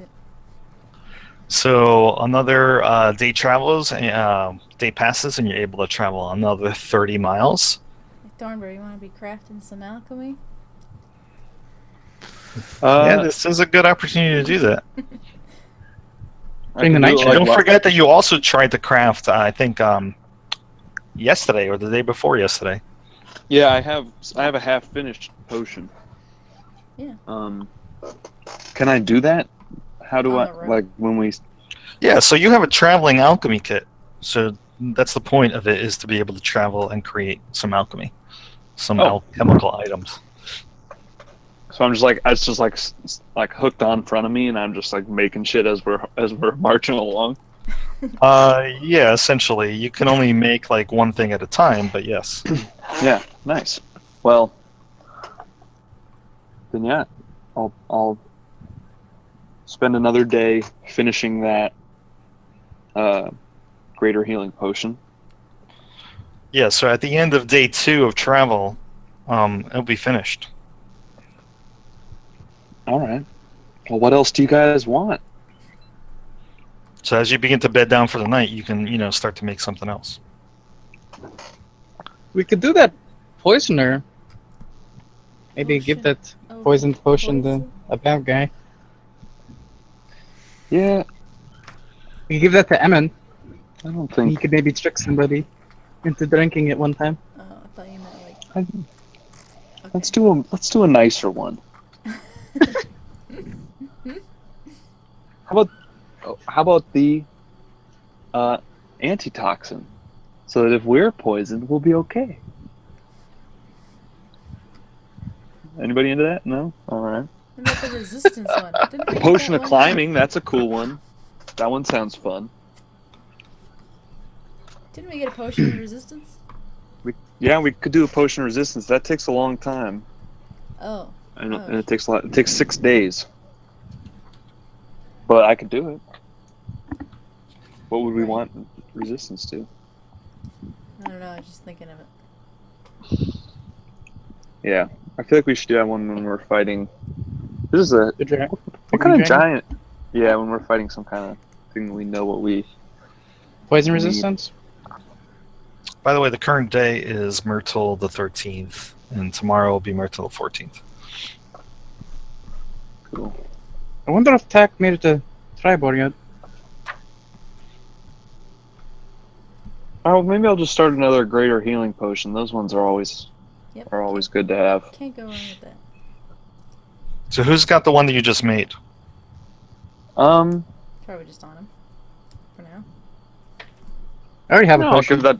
Does someone else want that? I mean, I got a lot of magic to heal people with, so maybe somebody else wants it. Zinfel, you want to take this greater healing potion?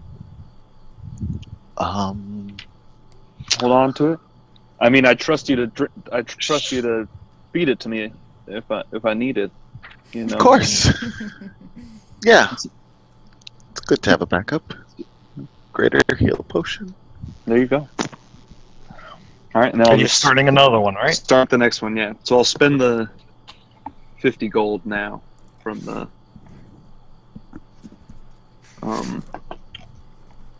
alchemist supplies. All right. During my my watch, Cream's Hold gonna on, be. you're not there yet. Okay. All right. Well, you can tell me. Assuming that you No, guys it's fine. haven't changed wait. the order, right, Oh, wait. of watching? No, I don't think so. Well, are we stopping for the second night? You are, yes. So before we stop, I say, give me a second. Stand close by. So I trace a rune on the ground in a circle, and a 10-foot radius sphere, half sphere, pops up around us, made of stone that you can see through from the inside out, forming a stone hut. Ooh. Now we can Whoa. sleep in here tonight. Whoa, that is fancy. Very We've got nice. some of the most interesting magical tricks. It's a rock house. I crack my knuckles. Man, you got some style, Em, and I gotta give you that one. It's got Is there a rooms. door? It's a stone That's the hut. best part. You don't need one. See? I just walked through the wall. Then I walked back in. What? It's a How did you? fake rock disguise house. Yes. And it'll protect us. Things can't get in. Probably. They can't? It might not stop a dragon, but most normal things. Yeah. Huh. This is a Lehman's tiny hut, right? Yes. Sorry, I keep clearing my throat. All right. I I like it.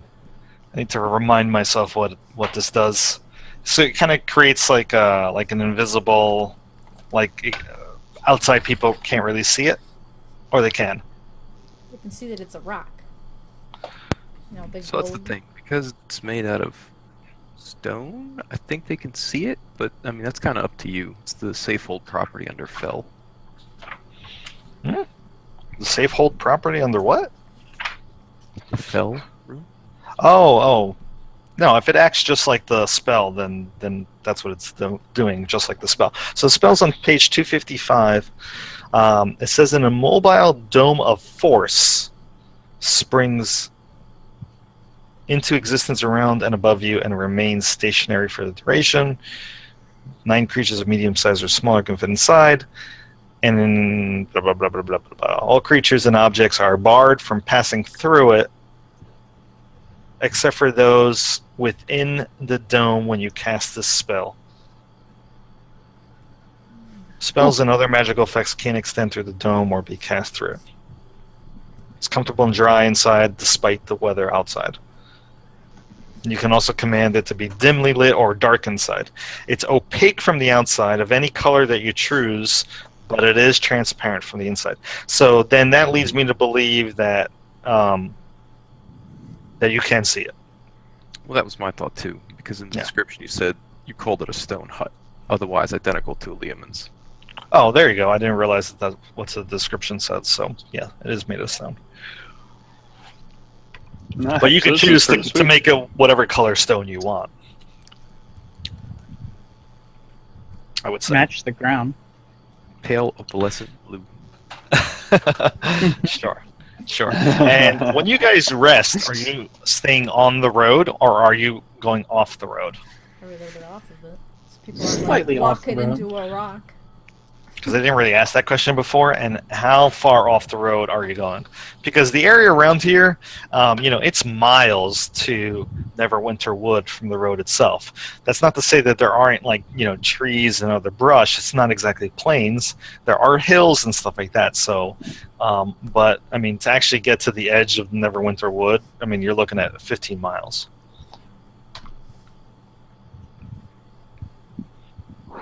Probably don't need stop. to- So how far? Near the wood. My question is, how far off the road are you going? 1 mile. 1 mile. Got it. All right. Yeah, I mean, really? It seems kind of far to walk out of our way in so much time. Yeah, I guess it's like 100 feet. A couple hundred feet, anywhere outside the convenient light of the torch radius. I think Right. that'd be fine. And when I say that the day passed uneventfully, what I mean by that is it's not like you saw nobody on the road at all. It's more along the lines of you've just seen merchants and travelers either leaving Neverwinter or on their way to Neverwinter from other places along the road. Sounds good. I'm smiling and waving a lot. Sure. So the second night, Myrtle the 14th,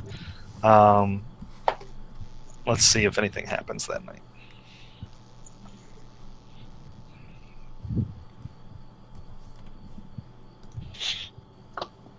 Okay, so Serana's watch. Go ahead and roll me a d20. Does that She rolled a count? 3. Ooh, all right. All right, give me a moment. Get to use my nifty charts here. Nice. Wait, before her watch, can I go to my watch? Or- Oh, yes. Since your watch is second, you can go to your watch.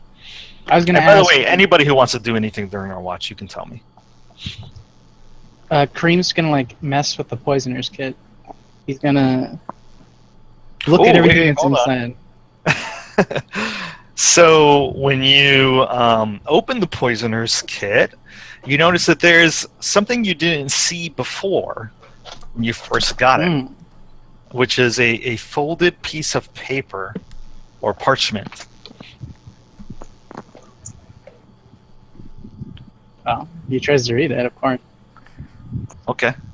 So first thing you realize when you open it is that it is written in a strange, blocky language. What languages do you know? Common, Moharande, and Infernal. Okay. It is not any of those. Okay. But you do notice that the paper itself kind of feels a little oily, and on top of that, you do notice that the ink kind of looks like smudged in some areas, and you even see a couple of drops of ink. Like whoever wrote this note didn't seem to either be careful or wrote it quickly. Well, I can't read it, so.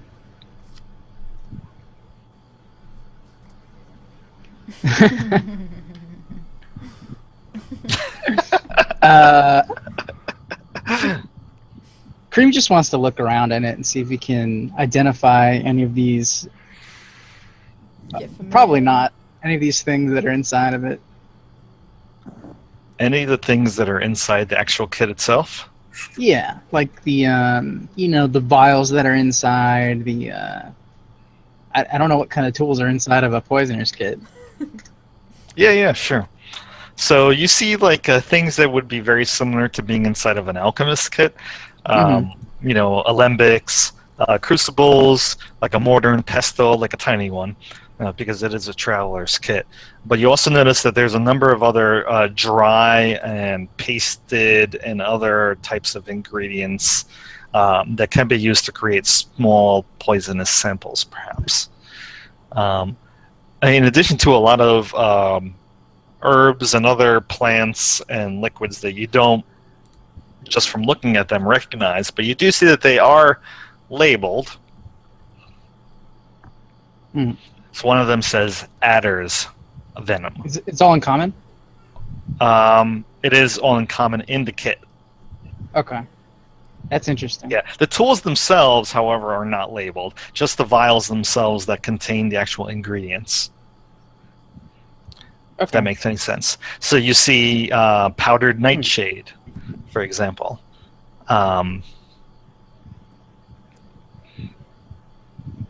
Okay. What else?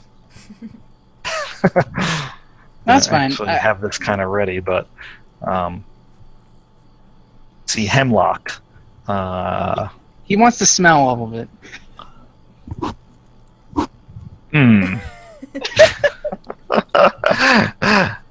So, are you trained in the use of a poisoner's kit?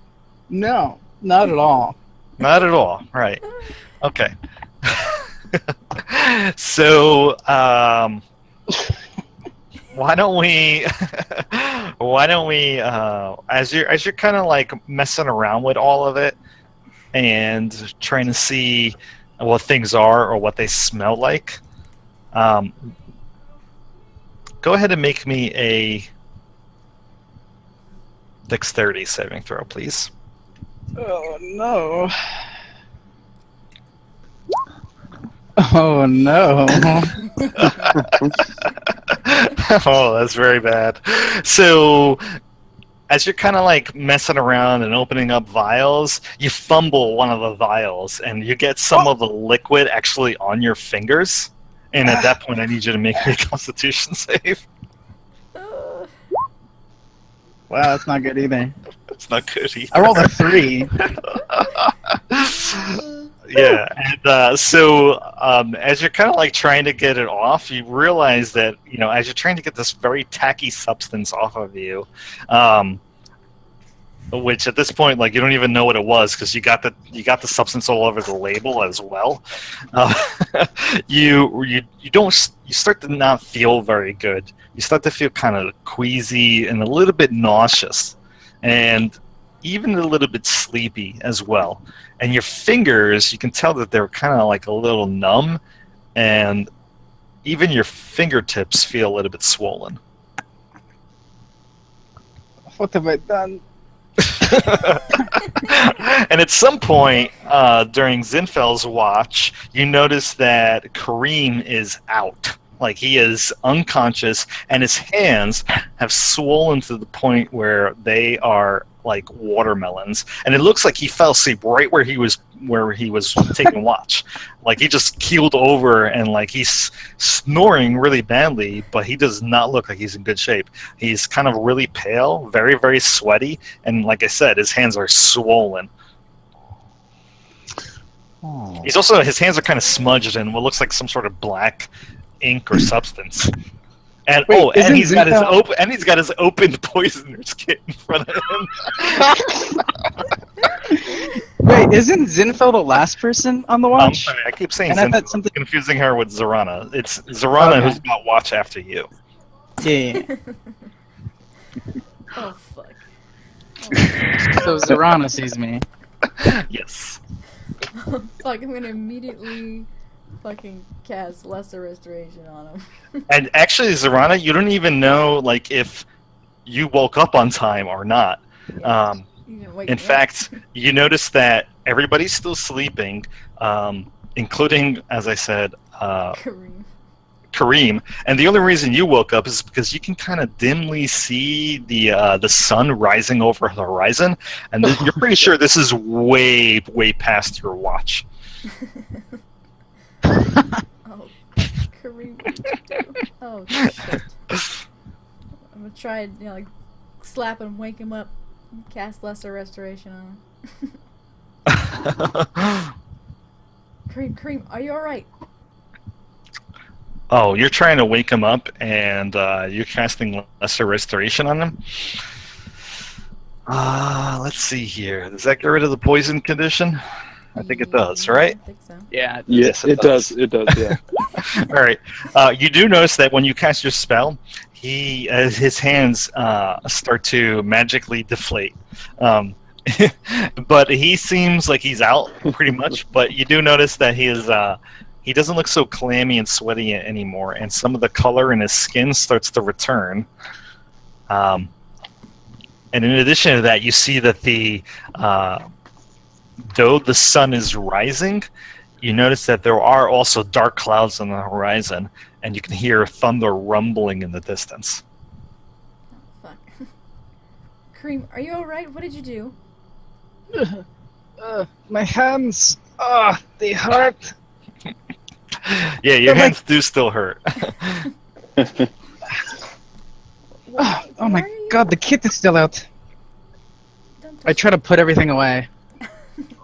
Your hands kind of still feel numb, so you're like fumbling over stuff. You don't open anything by accident or break anything, Right. but you clearly I take the went letter out. way over on your watch, because you do notice the sun is coming up as well.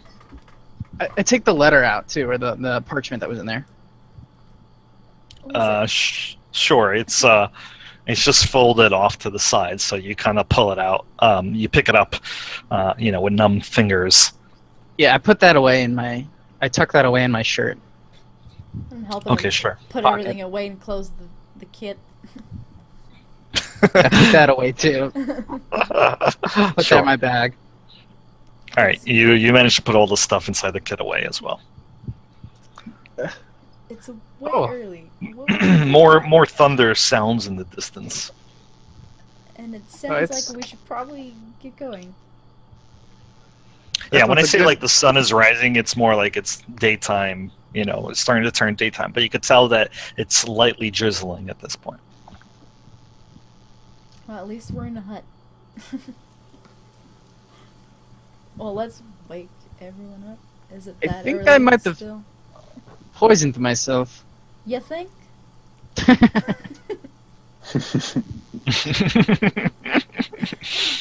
All right, so you begin to wake everybody up as well, and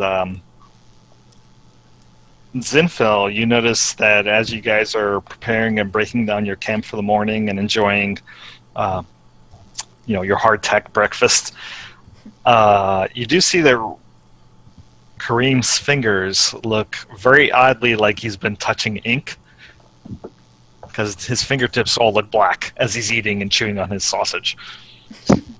Or whatever he eats in the morning. I love my sausage. You were having experiments. Yeah, Yes. he was. I don't want to talk about it. It didn't go well. Actually, Zinfel, you know lots of reading and stuff, right? You're good at that, right? I've been known to read a book or two. 100. What kind of 1,000? what kind of languages do you know? Have you seen anything like this before? And I take out the parchment from within my pocket. Oh, let's see. Draconic, Dwarvish, Giant, Common. Ah, it is Dwarvish. From what you could see. This is obviously Dwarven script. What does it say? Don't play with poison. That's good advice. It says. It says. It says. If you wish to learn, return to the mask. Oh, that's pretty clear cut.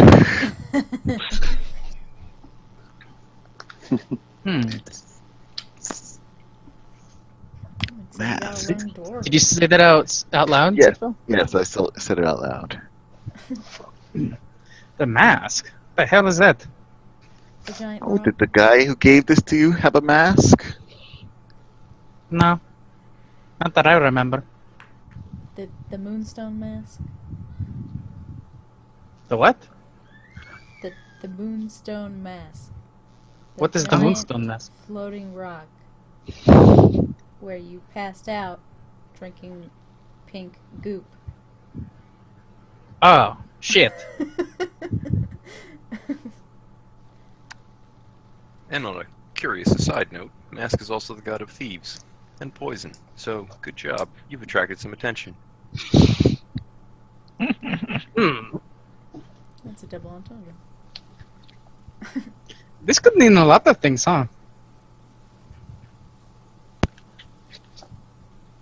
Well. Whatever. We'll find. You'll figure it out. I guess we'll figure that out later. Don't mess with that thing by yourself in the middle of the night. Yes. At this point, loud boom of thunder, and then rain starts pouring down on the hut. Thank God we're not in the rain. You notice Emmett quickly starts getting dressed and throwing a cloak over his head. Seeing him do that, I try to do the same. We're in a hut. Yeah, you're in the hut for now, but I think it is soon to expire, right? So after you, it only lasts 8 hours, correct? Yep. Oh yeah, it winks out right now. Oh shit. Oh no. Let's get moving. Let's get moving. All right. So the rain is going to affect your traveling today, and what this really means is that you're going to be traveling only at half speed. So, I'm going to use her ranger powers to overcome that. That is a very good question. So, does Zirana have any ranger powers to overcome the difficult weather? I don't know about weather. Difficult terrain? It's not really difficult terrain. Wait for it. Wait for it. It's pretty difficult for it to rain. Oh my jeez. Okay.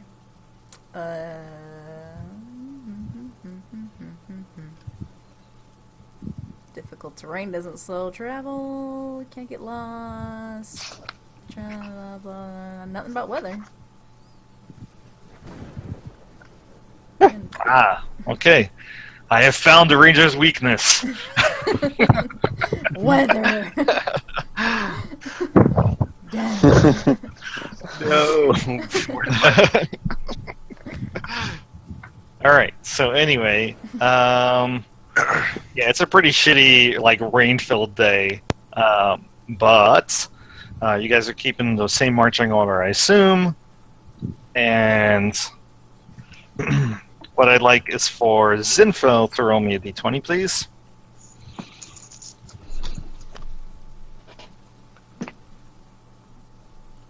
skilled at navigating, not making magic happen. I win. Ooh. Yeah. All right. Very, Gotta very roll low, good. guys. Yeah, roll me another d20s, info. Make it high. I want 20 enemies. Okay. There you go. Asking you shall receive. I live to serve. Oh, interesting. Pretty close. That's probably not how that works. I'm just kidding. So, let's see here. Dragon attacks. Oh shit. Okay, so very cool. As you guys are traveling along the road, from what you can see, you pass or you begin to approach what looks like a tiny roofed box that seems to be sitting on a 6-foot-high pole. A roofed box on a pole. Like a birdhouse? Like Cat in the Hat, like a box in the box. So yeah, it kind of looks like a barn with an open front, sitting atop a 6-foot-high pole that's been stuck into the ground, just perched alongside the road. What the heck is that thing? A bird. Is that a birdhouse? Are you Maybe we should check it for guys traps. approaching it, ignoring it, moving around it? I wanna I'll peek see. inside. There could be secrets in here. Sure. There's animals So- in here. You walk up to it, and you notice it seems to. Obviously, it's very odd. How tall is Thornbur? I think 6 foot. I think that's what I wrote down. Or 6 foot a little bit. Okay. So, considering that the top of the box actually starts at 6 feet, you kind of have to get onto your tippy toes to look inside. And from what you notice, when you do so, like I said, the front of it is all open-faced, and otherwise it appears like a little tiny house, maybe about 2 feet wide or so. And from what you can see inside, you see an intricate, what's it called? Drawing, the portfolio of a man wrapped in what looks like a billowy cloak. It's more so a painting than a drawing. And the man itself has long, wispy white hair that seems to be all blowing about him. And he seems to also be in mid-stride. And I'd like you to, and you do notice also there, built into the house itself is what looks like a shallow wooden bowl. And inside of it, you can see that there's some debris and even a cobweb, a couple of cobwebs in the corner of the inside of the little tiny house atop the pole. But you can make me a religion check, if you like. Okay. Is there any birds in there? I want to pet them. Yeah, you have no idea what this is. Hey, Thornbur has a It negative seems like 1 in some sort of a religion. shrine to a I told god, you I don't read much. but you don't recognize the god. Can I look at it? Yeah, anybody can look at it. So anybody who peeks inside sees the same exact thing, and you can make a check. Some kind of mini shrine. So Kareem, even though your area where you're from doesn't worship the normal Forgotten Realms He knows a god, lot about gods. Like, okay, fair enough. Apparently. Yeah, because you're proficient, right? yeah, I am proficient. So somehow you know a lot about gods, and you recognize this god as being the god of travelers, otherwise known as the Rider of Winds, whose official name is Shandakul. Is he good? Is he normally a good god? Is that what you're asking? Well, he's traveler, so he's probably not bad.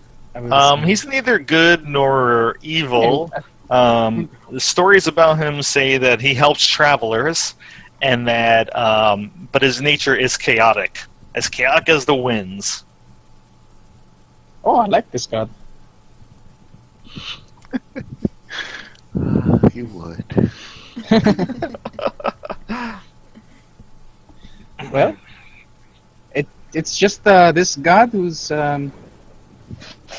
he's for traveling, chaotic as the winds, you know.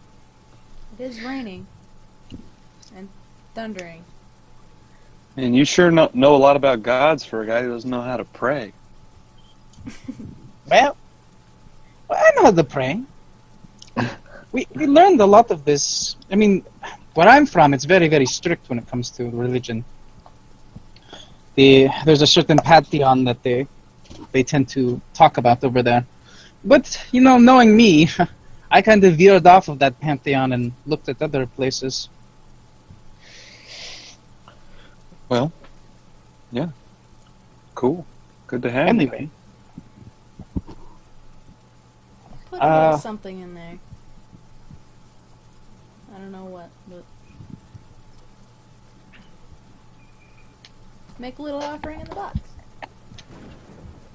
well, there doesn't seem to be anything evil about this. I don't really know what to make of it. What would a traveling god like? What can we give them? Random trinkets. Do we have anything in our satchel? Are you carrying that, Zorana? Yep. You could give him that werewolf urn. I'm sure he loves it. Nope. I mean, that is a pretty cool. Pretty cool. Yeah. I don't know. Let's see, little trinkets in here. Little trinkets. Do we still have that urn? Yes. Yeah, bronze urn with ashes. How big is this teddy bear? Can I fit this giant teddy bear in here? You have a giant teddy bear? Why? What? We do? Old teddy bear with buttons for eyes, roughly sewn clothes that softly crackles when handled and contains a collection of notes listing things its giant owner feared. It was from the giant, one of the hill giants. I don't have that on mine. Oh, is it a Trinkets. trinket? Yeah. Ah. Ooh, how about that compass? I feel like that's something that the traveling god would like. Oh, you're right. What are we even doing? We're making an offering. Here, give him a compass. You have a compass? How cool is that? It's a stone-carved compass that always points to the nearest, most recent landslide or avalanche. That sounds useful. That's pretty useful. No, is it useful? Yeah? Well, we're not using it, whether or not it's useful. I don't think this is useful at all. I mean, Where's it currently this could pointing to? could point anywhere in the world. Yeah, Joe, which direction is it pointing in? Very good question. I'll roll Let's see here. It is pointing in a eastern direction. Ooh, that's where we're headed. Mm. Uh-oh. See, there's giants over that way. Look at that. That's useful. Give him a teddy bear, I guess. I don't know what we're doing. Should we keep moving on? I'll find Yes. a pretty rock, and then I'll put it in there. A rock that I like. So you how are you actually? Well, it doesn't matter. You just be aware that it's 6 feet off the ground. So you get some help from one of your companions, and you try to find a pretty rock. Why don't you go ahead and make me a we'll say a perception check, an active one. Well, Yeah. Yeah, you find a rock. I found a It's all rock. muddy, and it's not very pretty looking at all, but I'll wipe it you know, off. hey, it's a rock. I wipe it off, and I set it in there. A Right, rock? as you kind of like try hell to is put it this? onto the bowl, you see that there is some like physical force that is actually kind of shoving your hand away, as if it does not want the rock at all. Oh. Oh. Sorry Well. then. We Try the tried. compass. Try the compass.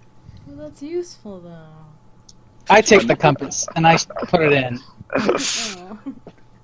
Oh. You know that you get no resistance at all when you put the compass in there, and you drop it onto the plate, and you feel a large rush of wind suddenly like pop out of the shrine itself, and it just like blows you back, Kareem, so that you land like on your back in the mud on the road.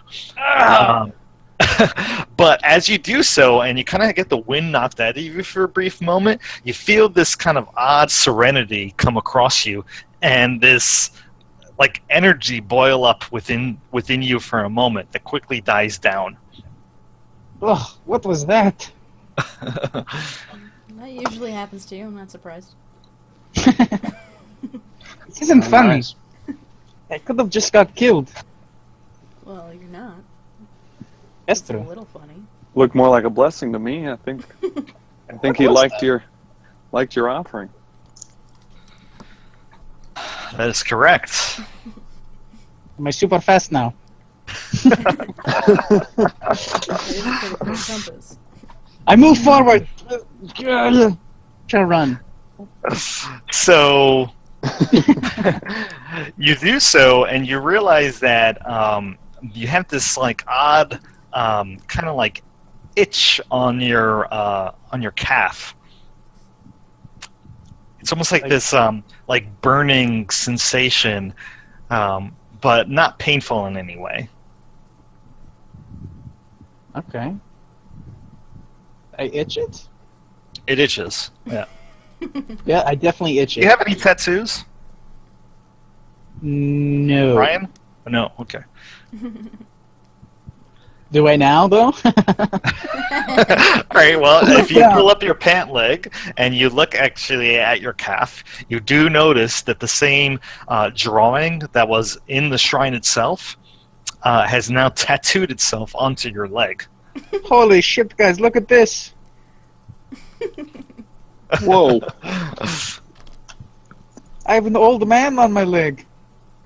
He likes you.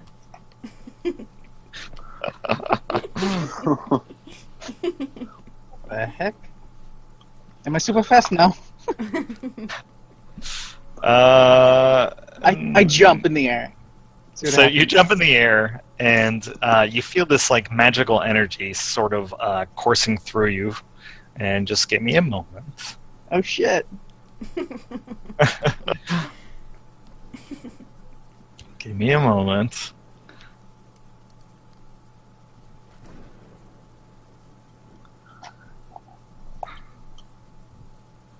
Sorry this is taking so long, but No worries. okay, there you go. This is what you got, Kareem. Huh. Stylish. Freedom of movement spell for 8 hours. The one-time use. Oh, sorry, I completely typoed there, but I only could do it once. Forever. And I just used it. you didn't use it. Oh. You did not use it. So what is freedom of movement? What's that do? It's like you don't get any opportunity attacks. I think, and you can. Oh, I that's think cool. that's the. Sounds like that could be it. I think you can't be grappled or restrained. Maybe. Yeah, As so long if as you click on the little eye at the top there, that brings up the SRD, and then you can see what the freedom of movement spell does. But just in case, there you go. Just ignore the part about touching a willing creature, because it only affects you.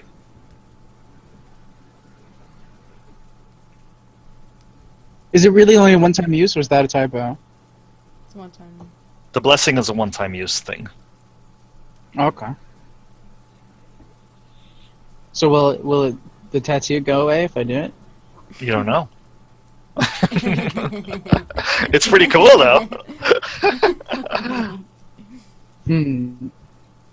And it itches, Maybe but I'll not in never an do this. annoying way. It just itches like you know it's there, you know that you can use it. Maybe the itching will go away, hopefully, when you finally do use it. I won't forget about this.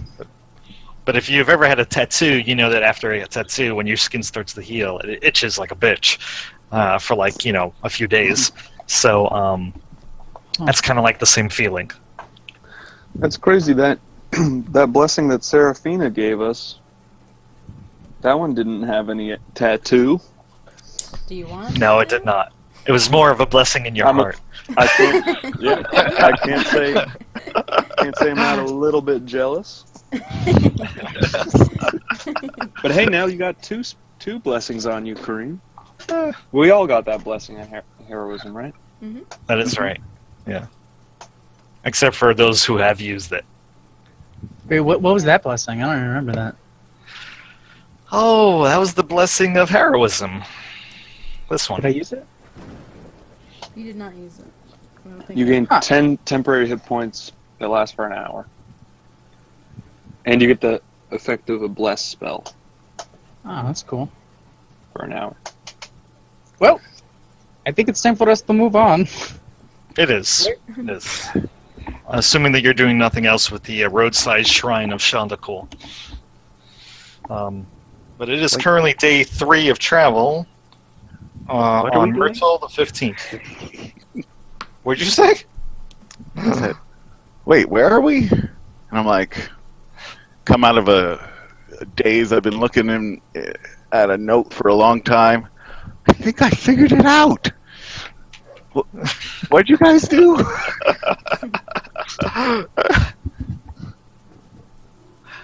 You figured out your note? Yes. What's Been the working answer? on it. Well, it's another riddle. Oh, But at least I deciphered decipher. That's wow, right. you did that. On to step 4. Did you actually really do a riddle thing, and decipher something? That's what I've been doing this whole time. Nice. Since I got the note. Interesting, Zinfel. Congrats. What's the ROW? That's part of the riddle. I gotta look at the book. Maybe it's the Ring of Winter? Who's the author? Winter doesn't have any fingers.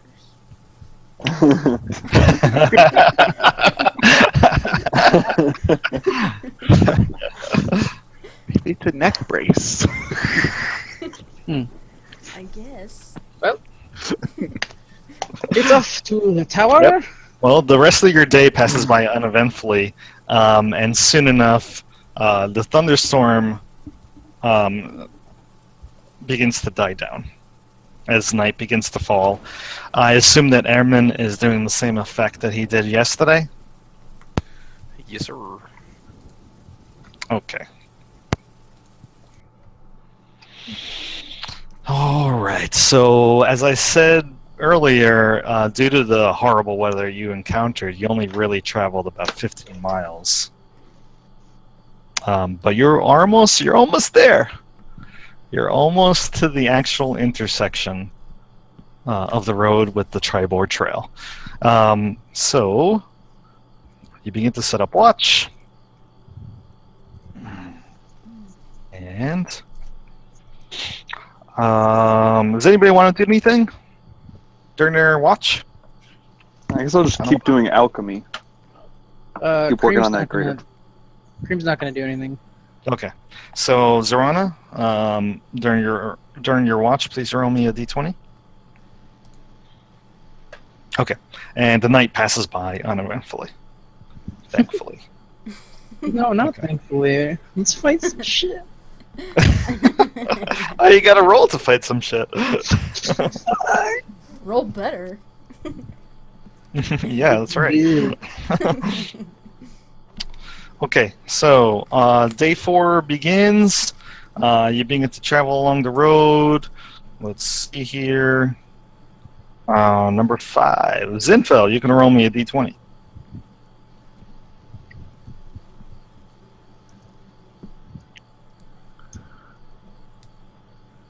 Damn Oh, nice. So, at some point during your travel, you actually get to the intersection of the road, and you see a bunch of signs.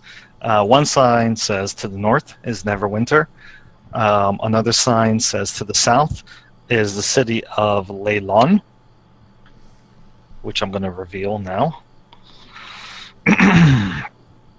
And then you see another sign that says Phandalin to the east.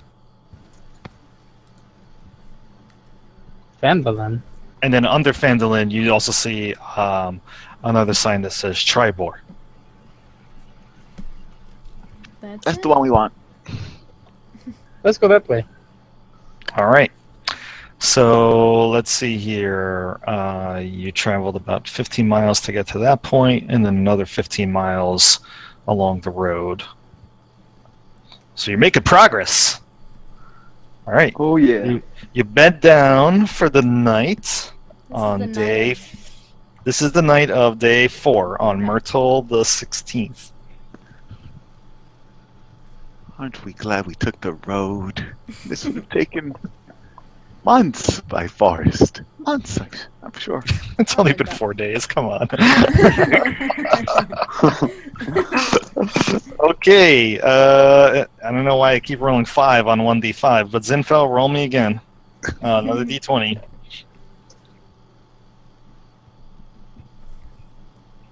Six. Oh. Okay. So, another night passes by uneventfully. And that was Myrtle. It is now Myrtle the 17th on day 5.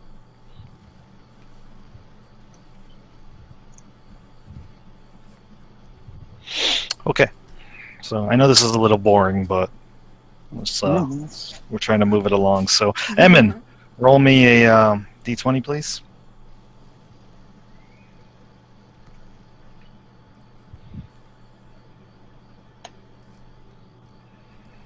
A 0.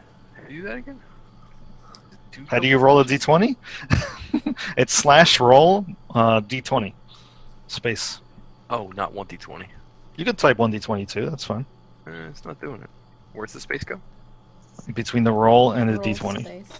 It's also under the measuring stick to the left. Measuring stick. Yes. All right. So you travel another 30 or so miles along the road, along the Tribor Trail. As again, it's uneventful. But at some point, you do pass an intersection that says to the south is Phandalin. Assuming that you guys pass that intersection and continue on east, you do travel 30 miles along the trail. But Okay. just in case, I will reveal Phandalin. Okay. So give me a Nice. moment. You're getting there. Okay. So you are now roughly here. All right. So you bed down for the night. So if I'm Hey. doing alchemy during my watches, how many days, like traveling time, does it take me to finish these potions? It says for the greater, it's 2 days. Yeah, that's right. And you started it on day 2. Yep. Yeah. So that means that on day 5, you're that one is ready, and you can start something else.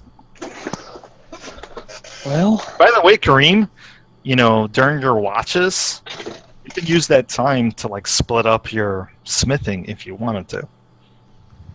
sure. Yeah, I'll be working on smithing. When you're not poisoning yourself, of course. Of course. So that one night that I was poisoning myself doesn't count. Yeah. But the other nights, I could have been smithing. Yep, and you've done 4 nights already. So I'm sorry, this will be now the 5th night. So this would be like the completion of 8 hours of work. Let's see. Let me read up on the rules again.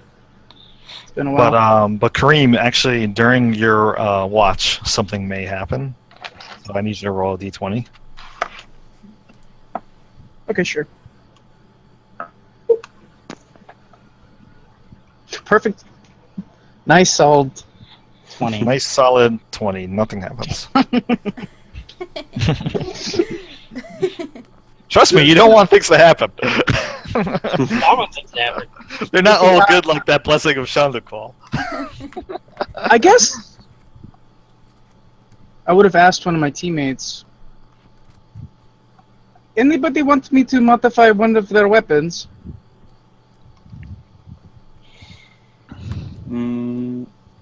Mine's pretty good. Anybody have non-magical weapons that they want to be I don't know what Can you make magic? Can you make armor nice? I don't think it works with armor. Yeah, I already got a nice magic weapon, but thank you. I don't know. What can you do with a bow? I could make it much better. I mean, it's pretty nice looking, but you can have a go at it. Just don't break it. As long as I don't roll a 1.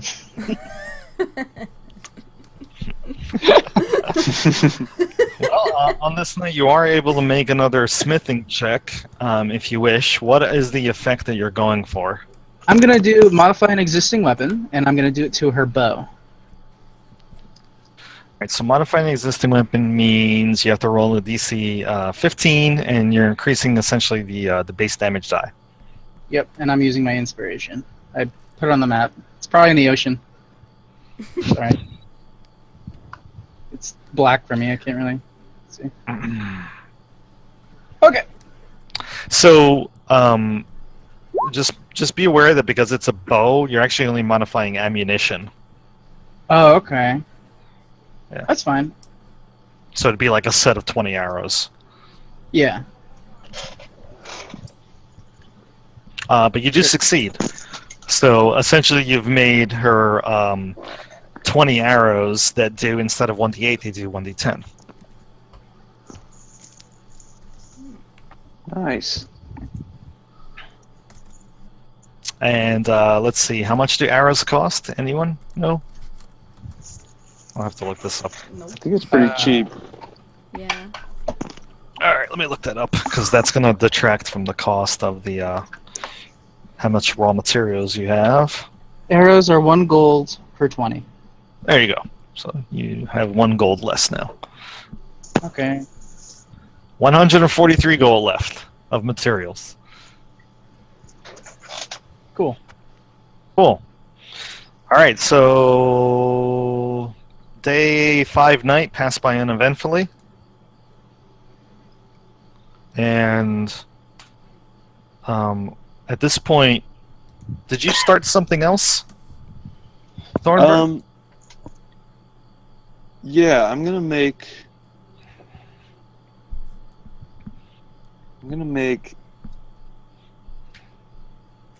Nah, I'll just make another potion of greater healing. Fuck it. By the way, I'll be good. I don't know if everybody can do this or not, but because we started half an hour later, I can play half an hour later, so we don't have to finish at 11:30. Works for me. I'm good. Sounds good. Is that fine with you, Jay? That's good. All right, good.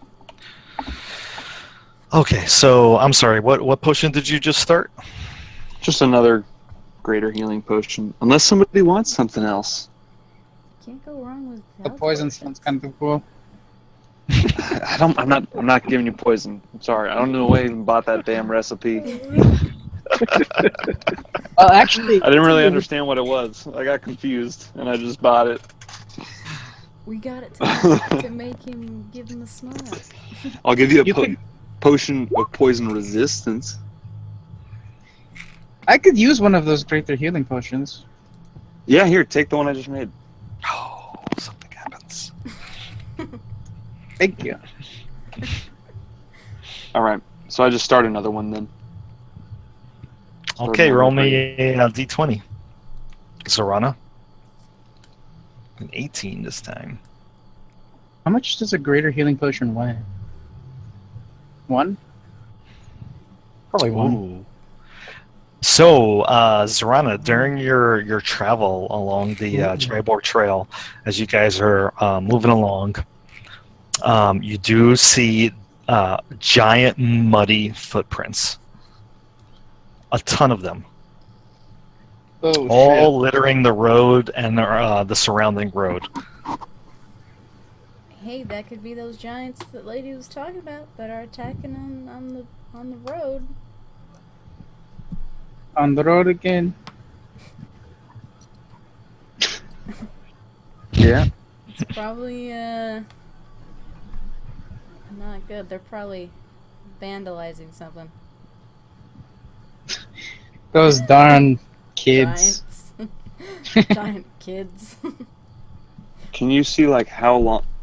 I know you're pretty good with tracks and stuff. Can you see like how long ago they walked past here? Yeah, I could check that. Survival check, right? Yeah.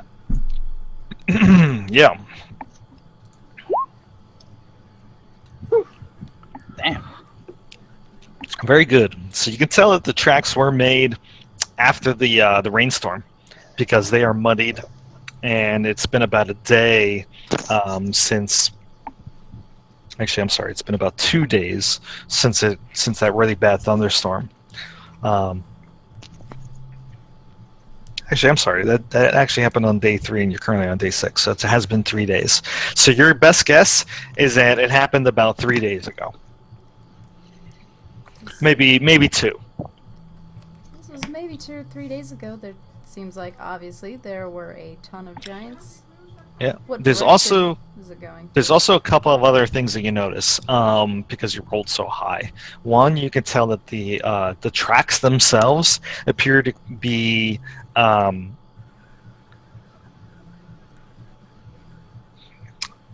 of like treaded soles. So that's a little interesting. And on top of that, they seem to be of 2 different sizes, although they're both giant-sized. When I say 2 different sizes, imagine like, the difference between a size 8 and a size 11 shoe. So you can tell that much. There's giants and giant are giants. So probably a leader of some sort. Now, to determine what kind of giants, that's a little bit harder, and you may need to make a nature check for that.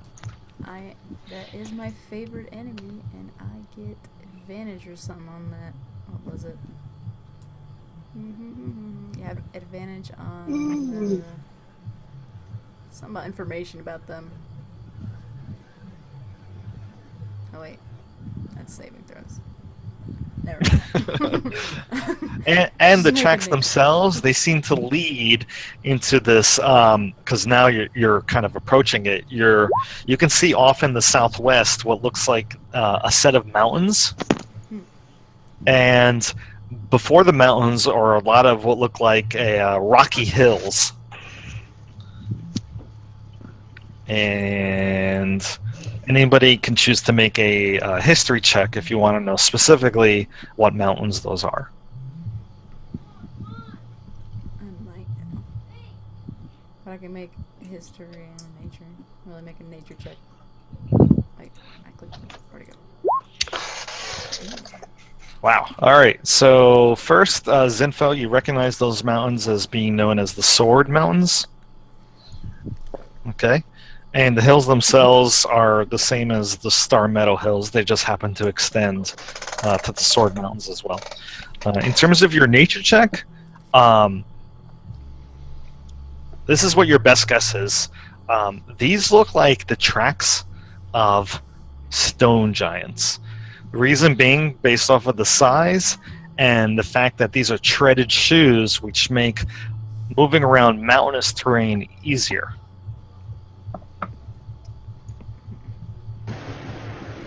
Probably a ton of stone giants in that direction. I think somebody just turned on their AC or fan. Oh, sorry. It's okay, you can have your AC on. No, that's my fan.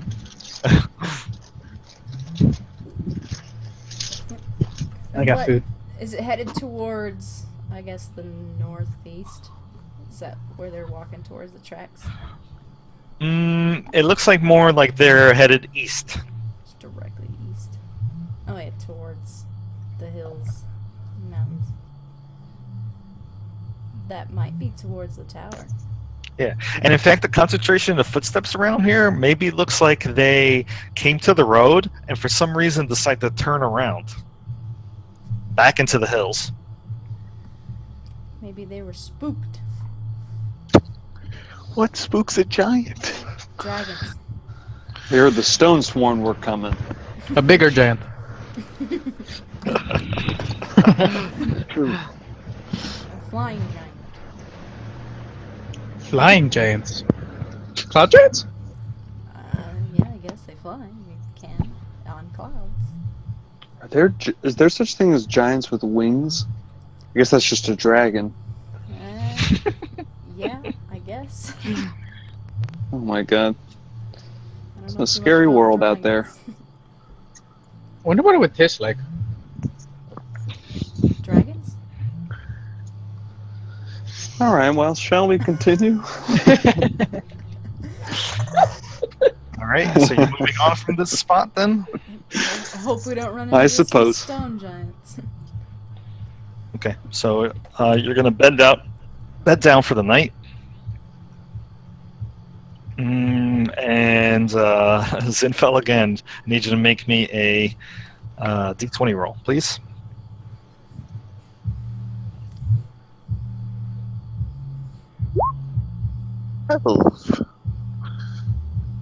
Okay, so the night passes by uneventfully. Cool. That is not okay. Somebody's music. All right. So, let's see here if anything happens on the 7th day.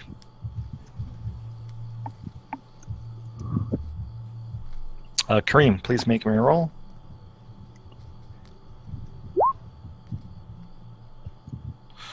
Fucking Kareem.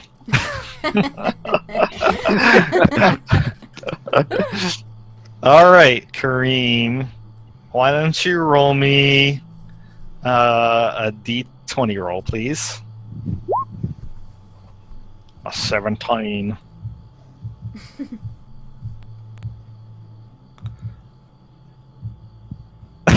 Okay.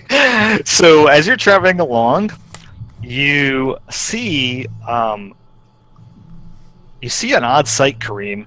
You see what looks like somebody sitting Indian style, kind of next to a rocky outcropping to the south. And they seem to be dressed in a very dirty robe with the hood all the way up. And you can't make out their features from this distance, but they don't seem to have noticed you. They don't seem to be moving, and on top of that, you don't see any skin either because they're completely enveloped by this robe. Hello, traveler. Oh, they're kind of off the road, so like deeper south, like into the foothills themselves. You can just kind of barely spot them out from like 200 feet, maybe 200 yards away. Friends, do you see that? It looks like there's a man over there. A man? Well, What? a person. I'm not sure if it's a man. A man? Wandering cloaked figures. Yeah, that looks trustworthy. Maybe we should talk to them. You should probably make sure they're okay, right? Yeah. They, No. Maybe he's in a coma.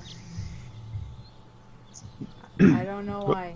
maybe he can't breathe under all of those robes. It's a cultist. Maybe we should kill him. I don't know. What? No. Let's save that one for Please. last. What if he's evil? Yeah, well, It's a pretty no. cool day today, too, by the way. It's like a 53 degrees. 53. Oh. Feels great. Perfect. It's kind of cold. A little chilly. I'm in a jacket. Well, I'm heading over there if you guys want to come with me.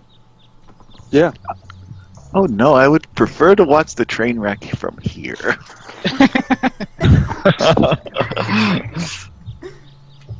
All right, so Kareem starts walking on over. Yeah. Thornbur with them. I have a bow. Thinks it Phil's So. purse. Are they still holding hands? No. If he's reaching for it, I'm not. So the rest of you guys are kind of hanging back on the road. Is that it? Oh yes. Sure. So you walk up to the guy, and when you start to get within maybe about 20 or 30 feet, the wind picks up a little bit, and you catch a whint of like some really, really rank body odor. Woo. But this guy is alive, because as you approach, you can see that he raises his head slightly, and from what you can see, you see a very dirty. It's kind of hard to judge his age, but immediately you kind of think that he's old because he's got like a very dirty face. You know, the whites of his eyes are seen just kind of in between the soot and dirt that's covering his face, and he's got this like really long beard that you now notice is almost the same color as his robe, but it's streaked with gray, and really, really crusty looking, like as if it's mud caked, and he looks ancient. You know, like I said, old, but it's kind of difficult to tell really how old he is because he's so dirty. And he squints up at you and just looks at you blankly for a moment and then closes his eyes. Hello, old man. Are you okay? He begins to hum. I start humming too.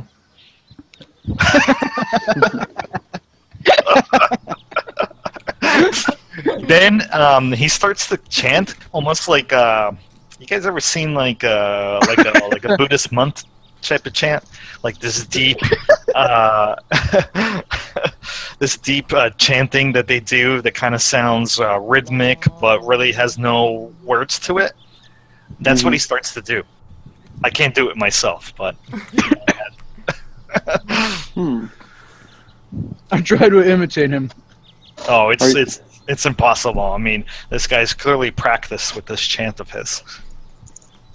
Okay, well, I But I do it very badly. as you notice that he has changed rhythm, you see that he takes his hands and he's got these really long, grimy fingernails, and kind of like really sun-scorched skin, but browned, not sunburned. And he puts them together in like a triangle shape in front of him. I do it also. Okay. Do you need our help, sir? You look not well. He starts chanting some more. He just continues the same mantra that he did before, but otherwise doesn't seem to be responding to your questions or attempts to imitate him. All right, maybe he seems happy here. Casting death magic on you. No. All right, let's have a good day, sir. And just walk away. Is he in front of a cave or something, or what's going on? He's got his back against a rocky outcropping within the hills themselves. Okay. So it's just rocks. It's just essentially rocks. Okay. Yeah. Um. I walk If he's away. got anything on him, you can't tell because his cloak is so enveloping. Not his cloak, his robe. Do you want some food or water? He stops for a moment, and then he goes back to chanting. Tell him to find As the he's doing so, you waterfall. see him peek out one eye, and he looks at Kareem for a moment, and then he goes back to chanting. I'm gonna do something stupid. Of course. Thornbur's already walked away at this point. I want to make that clear. I take out my water skin. And I splash him.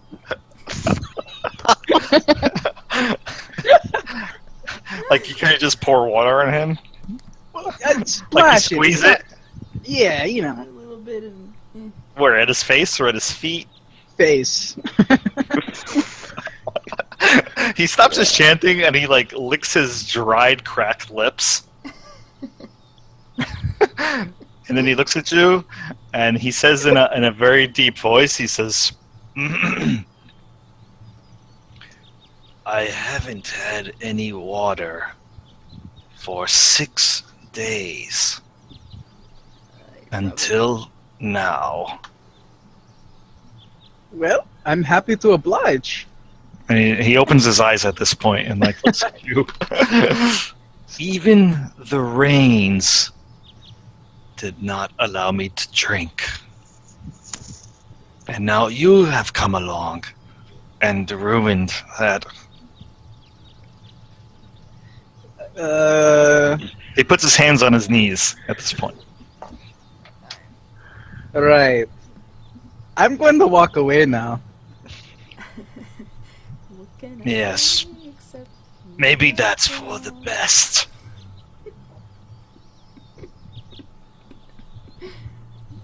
And he just looks at you. Very, very serious. You're welcome. There must be something here.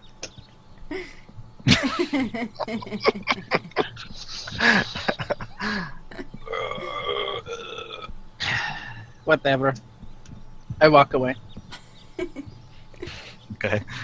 Well, as you're walking away, you can hear him begin to chant again.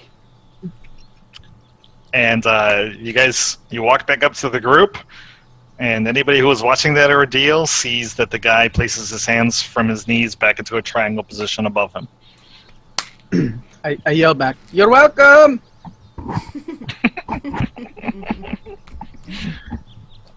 All right. So you're back on the road. That was so pointless.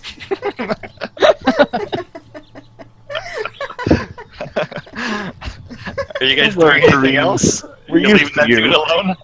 Yeah. I'm not gonna mess with them. Yep. Moving on. Moving on. What's the point of that? Joey, I Not don't a great understand guy. you. You rolled a random encounter, man. That's what it is.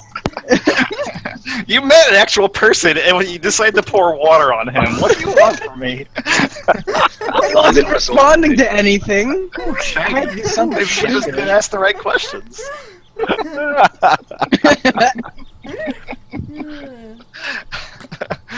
Anyway, so you travel your full 30 miles.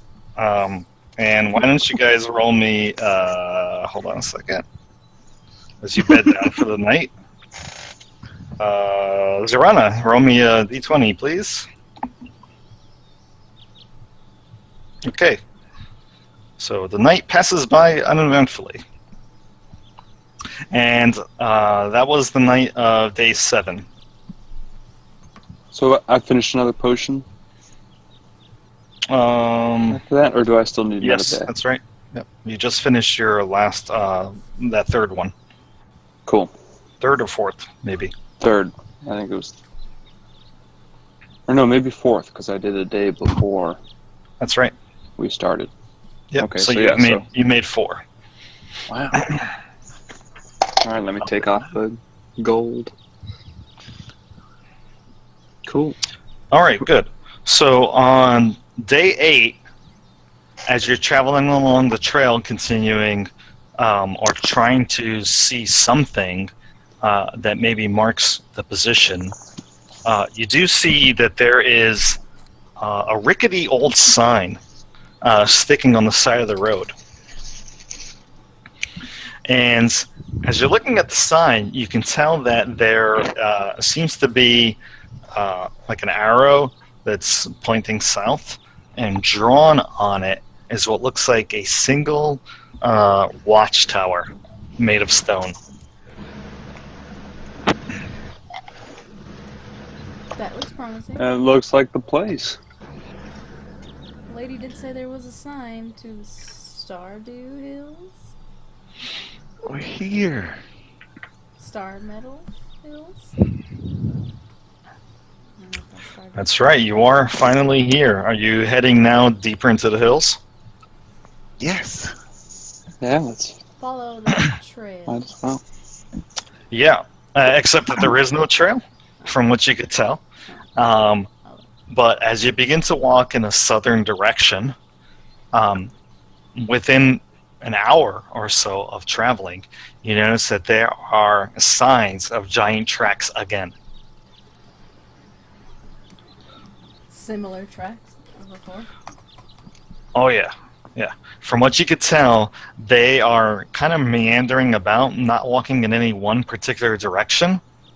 And then as you're kind of crouched and looking at them and confirming that this is the same tracks that you saw along the road many miles back, a sudden rumble starts to permeate your ears, and you feel the ground slightly shaking before you. Oh. What was that? We might have company. You guys are all looking at each other like, holy shit, is it an earthquake? And you can see like the little pebbles along the ground of the rocky kind of hillish terrain that you're in, start to dance. And that's when everybody starts to spot something on the horizon to the south. From what you could tell, it seems like something is rising into the air at an astoundingly quick rate. And are you guys doing anything at this point? Are you moving toward it? Because you don't you can't really make out what it is, except that it appears to be something stone, cylindrical, and large. Draw my So bow. giant. Yeah, I guess just get ready for action. Sure. So as you begin jogging in that direction, moving toward there, what you can see as you're moving along is something seems to be rising up out of the ground. And what you thought was, this kind of stone cylindrical shape appears to be much more. From what you can tell, it looks like a giant stone hand, about 300 feet high, is reaching up out of the earth itself. What What the? the fuck? Well, that's Can everybody see the map? Yeah. Yeah. Well, Yeah, Moog. What are these things on it? And around it. Yes. So I'll explain the scene as you guys are approaching. From what you could tell, you can see what looks like these reddish-black hawks that seem to be flying chaotically around the thumb section of the actual giant stone hand that's rising up out of the ground.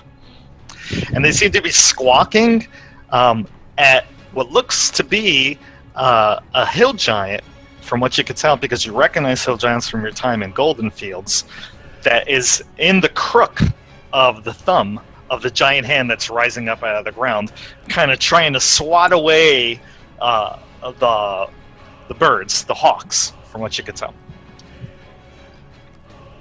And at this point, I'm going to need initiative. But don't roll it, because I have something nifty to do that.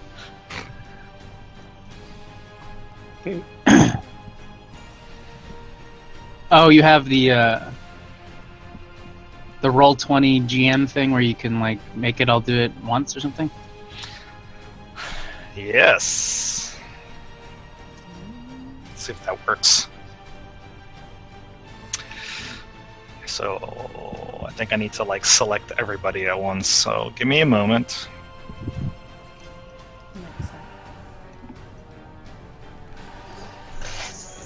So does anyone see anything? Because I just see like this huge black blob. Up Directly to the top, north. right? Yeah. Oh. Oh, okay. I see, I see. Did you I just need to say zoom all out you see more. is a huge black blob? Yeah. Because in the middle is like this huge thing right here. I don't know what that Yeah. is. Is that a mountain? Is that huge thing the hand that's coming out of Is it? No, that's a tower. The hand is No, over no. there. Yeah, the hand's like when you go higher up. It's on the top right of the map. That's right. don't know. Yeah. And what you're actually looking at, that area that's blocked by your dynamic lighting, is actually the wrist of the hand. That is ground Oh. level. Does that make sense to everybody now? Yeah, that's what I was saying. That giant Oh, thing okay. is the hand. Yeah. So you're kind of looking at the map from 2 vantage points. I Is see the it best now, way yeah. to describe it. Ugh, I don't see what's feel going like on. this is a good fight. You want to get smacked by a hand? I don't want to get near that thing. I don't think the hand's gonna move. Did that work? Yes, it did. Very sweet. I'm gonna remove relics Nice. from the order here. Go, Relics, go. Relics, attack! Yeah, relics shouldn't really be in the order. Oh, and that little box, by the way, that blue box that's surrounding you guys can be anywhere in that box. I just kind of put you there, but you can choose to be anywhere you want. Another thing that I need to do, just bear with me. Okay, good. That seemed to have worked. I have advantage on initiative. Ah, think you it have should be- advantage? Yep. So, because you have advantage on initiative, I need you to roll again, and then I'll just replace your number if you roll higher.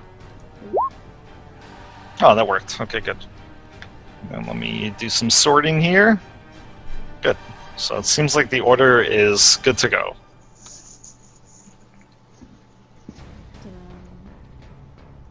All right, so just give me a moment because I need to go to the restroom real quick.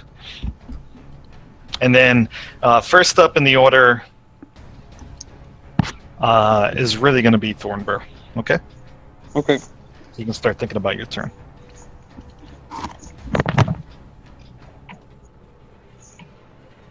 Well, I don't know about you, but I'm going to shoot things. Giant hen. I'm gonna go use the bathroom as well. I'll be right back.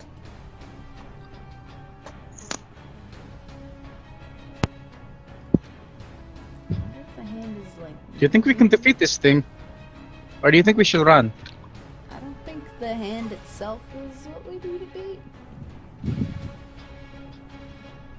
It's just like a structure.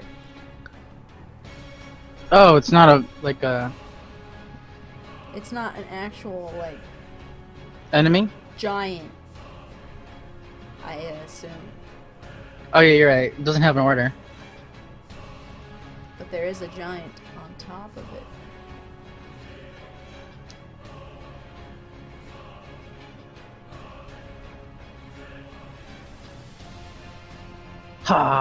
Ha. Hiya.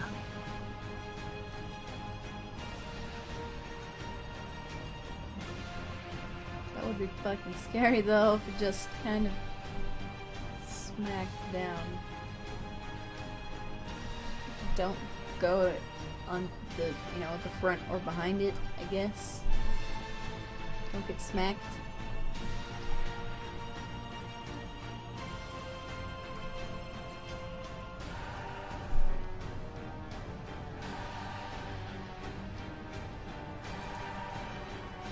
Where did I put?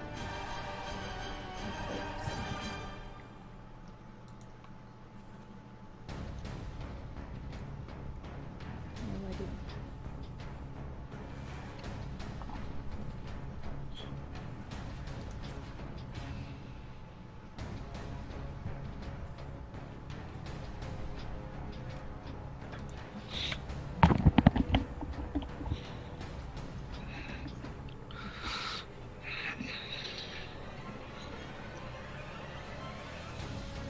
Alright, I'm back.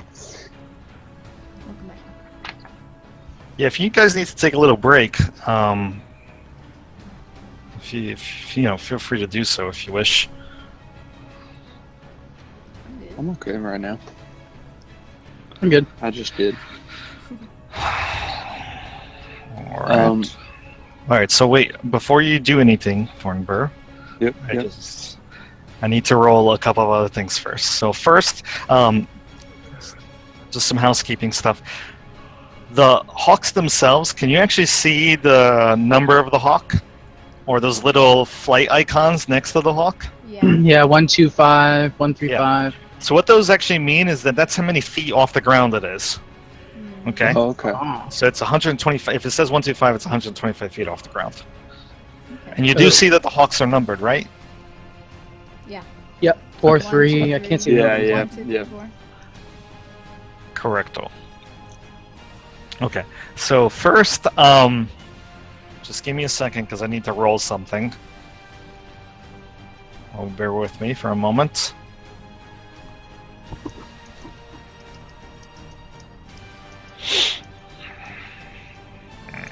God damn it.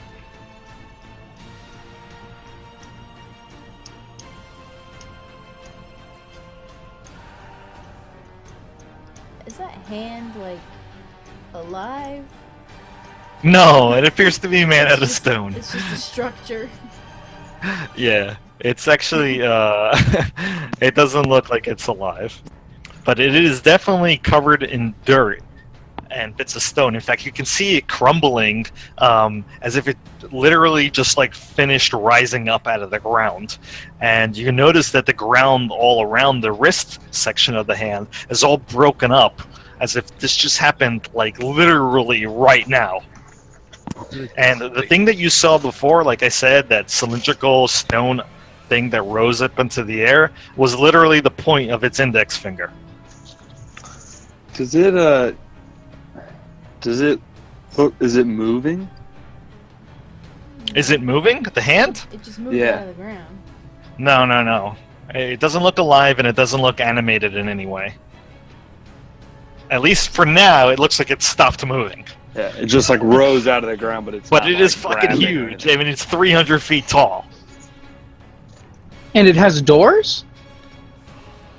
From this vantage point where you guys currently are on the map, you do not see any doors. Oh, there, we saw a person on top of the thumb. A giant. Kind of in between the hill. thumb and the forefinger, but yes. So those aren't doors that we see on the sketch. One at the base of the wrist and one at the crock of the thumb. It could It could be. You're just not on the right side of the wrist to be able to see that.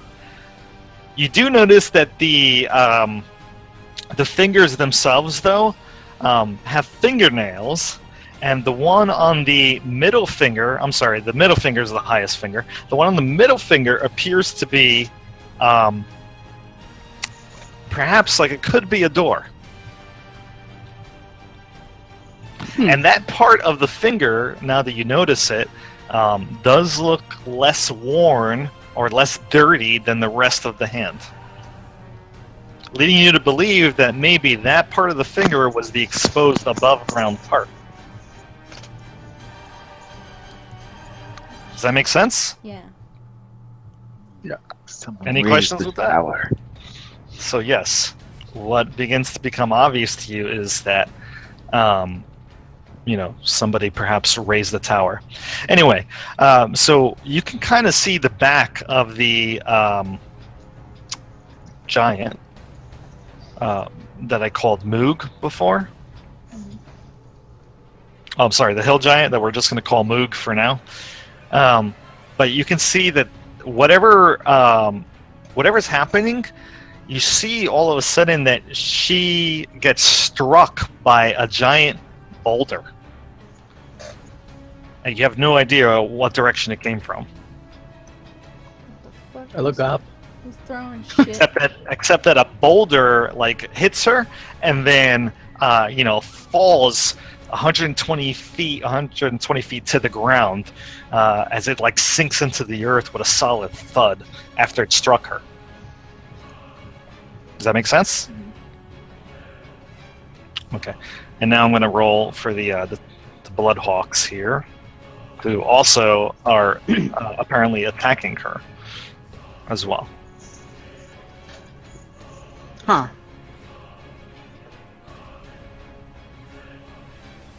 Maybe this was the giant in question that Ivar was talking about.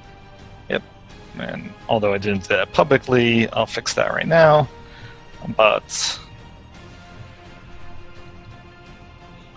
one of the hawks actually does manage to hit her as well,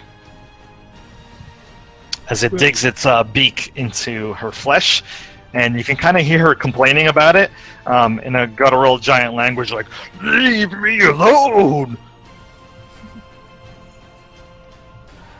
All right, Thornburr, now you're up. Okay. Something just housekeeping-wise. If you're done with your turn, you'll see that there's a little EOT next to your name, Thornburr. Mhm. Do you see that on the journal? I mean, not on the journal, but on the chat window. Oh, yep. When you're done with your turn, you just hit that little button. Oh, okay. Nice. So I'm going to cast Bless at 3rd level on all of us. And so that gives us an extra D4 to any attack rolls or saving throws. And then I'm going to walk over to Emin. I'll be like, good luck, and put out my hand to shake it. You just want to get high.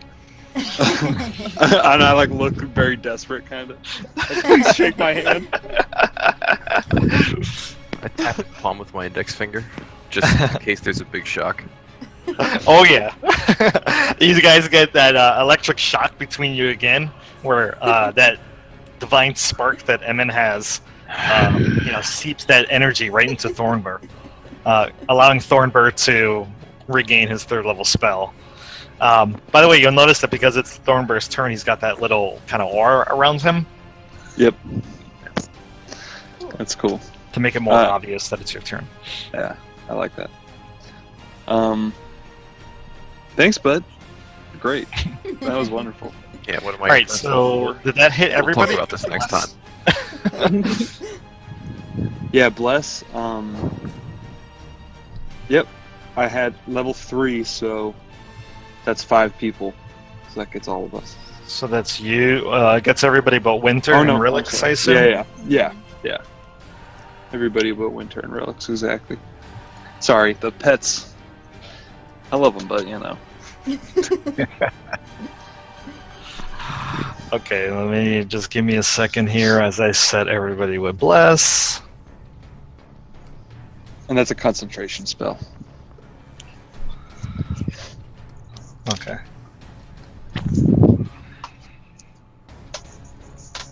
Wish there was a way to set multiple people. I'll have to look into that. Yeah. Did I miss anybody who doesn't have the symbol at the moment? Emin. Emin doesn't. Winter. Winter doesn't get it. Well, yeah, Winter doesn't get it. And then if you're done with your turn, Thornburr, then you would just hit that, end of turn button. Bam! There you go. And now Bees are on his turn. Nice. So obviously it looks like the Bloodhawks are not friendly towards the giant. Right? You can see that. That's correct. Yeah. So I'm going to try and help out the giant, and I'm going to shoot these hawks. Alright, which one are you trying to shoot? Shoot number 4. With the new arrows. So it's already 1d10 too. Aren't hill giants bad? I don't know if this one could be, Alright, so on that hawk and a 17 to AC hits. 9 damage. Very nice. So what happens to the hawk? Fucking pierces its wing and probably falls on the ground and dies from 125 feet up. That's right. That's what happens. Alright, anything else? Nothing more to do. Alright, so if your turn is over, you just hit that EOT button. Yeah. There you go.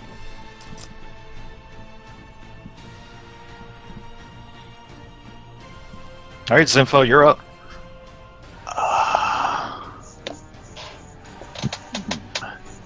So we're helping the giant? I thought we were here to kill giants. I don't know what Giants we're can doing. help kill other giants. The bad Okay. giants we're concerned about. Gotcha. I would think the Bloodhawks are just. And do you want to fight two things at the same time?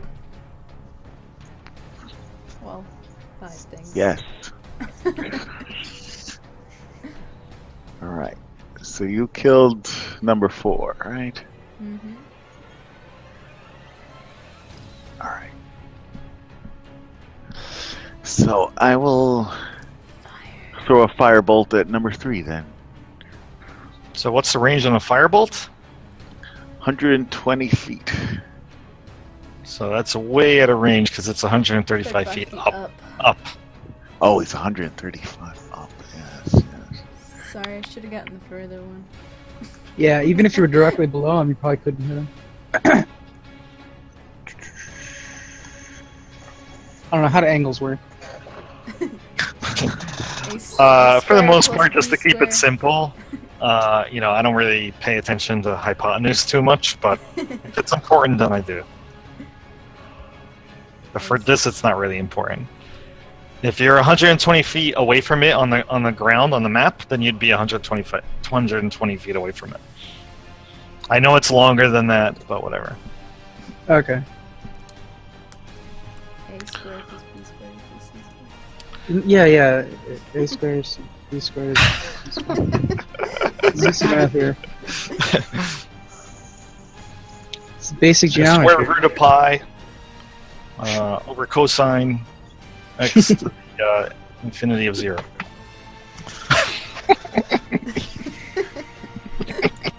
Eric is probably freaking throwing a conniption fit right now, right? I have my head resting on my desk. The limit of 0 is... All right. Infinity. Go. We had this teacher in school when we were in college together who taught calculus, and it was very funny.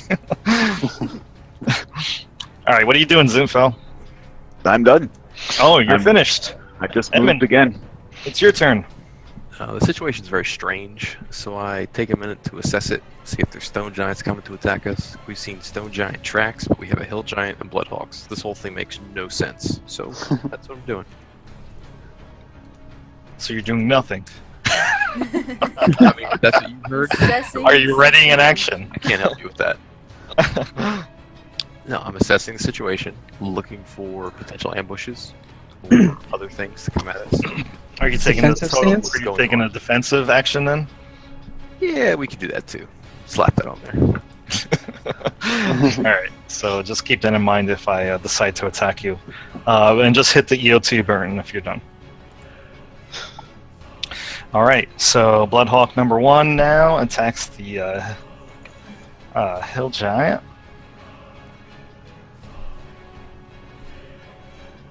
Oh. Just give me a second.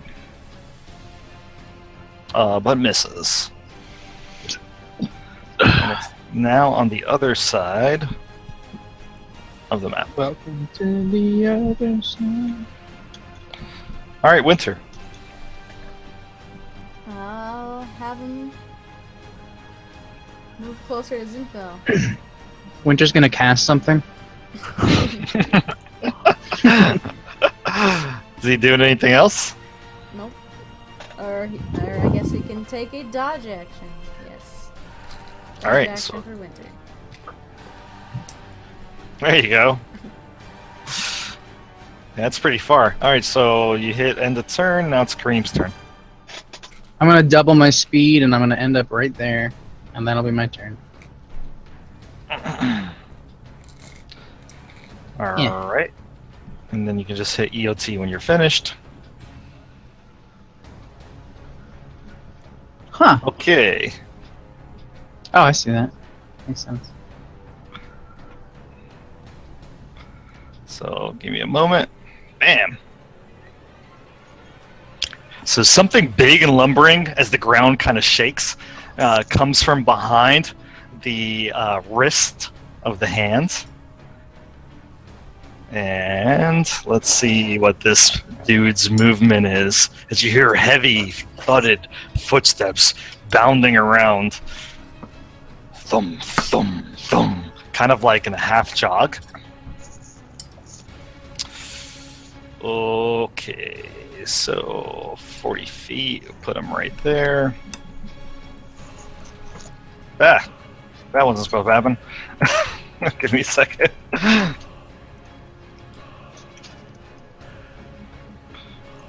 Oh, no wonder. I know why now. There you go. Oh, and upon seeing Thornbur and Emin and Zorana, he sees you guys. He's got a big boulder in his hand, and from what you could tell, he looks like to be like a 20, 25 foot tall, gray-skinned, completely bald and bereft of any hair, stone giant. Oh yeah. Just drop this guy into the journal here for a moment so you can get a full image of what he looks like. Oh shit.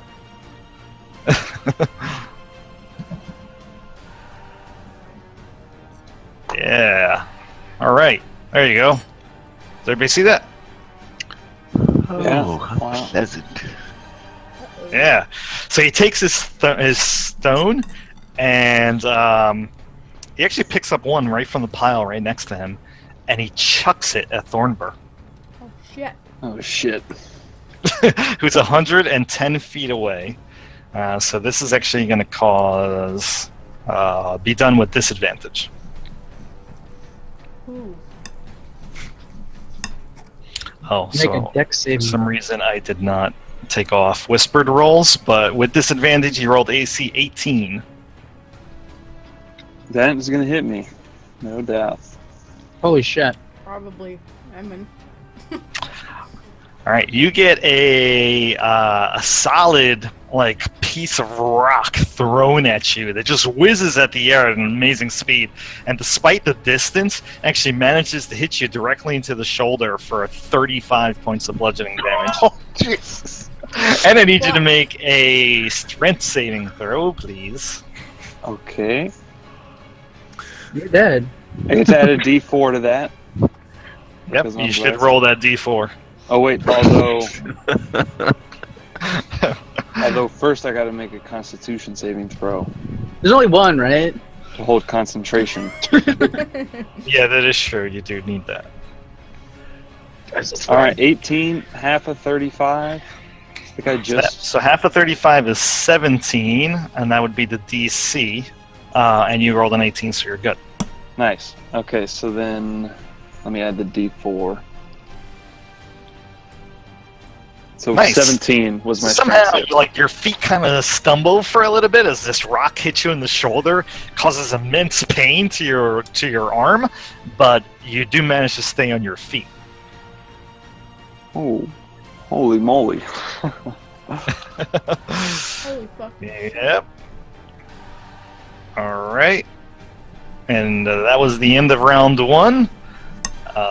And the guy says in Giant to somebody apparently behind him. Oh no. Fuck. Does anybody actually speak Giant? Yes. I do. All right. So I speak Infernal. for those that speak Giant is just Zinfel and Emin, right? Yes. Yeah.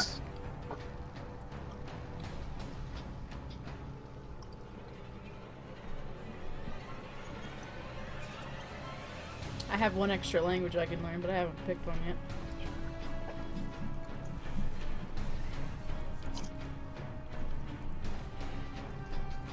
All right, just give me a moment. There you go. And let me just do this for Emin too.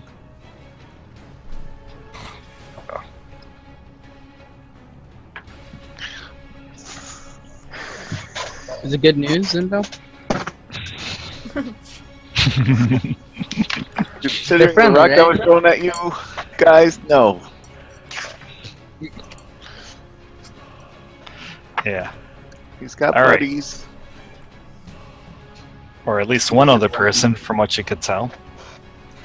It's got to be more. Uh-oh. There were more than one frag. Remember? There was a bunch of giants and then gianter giants.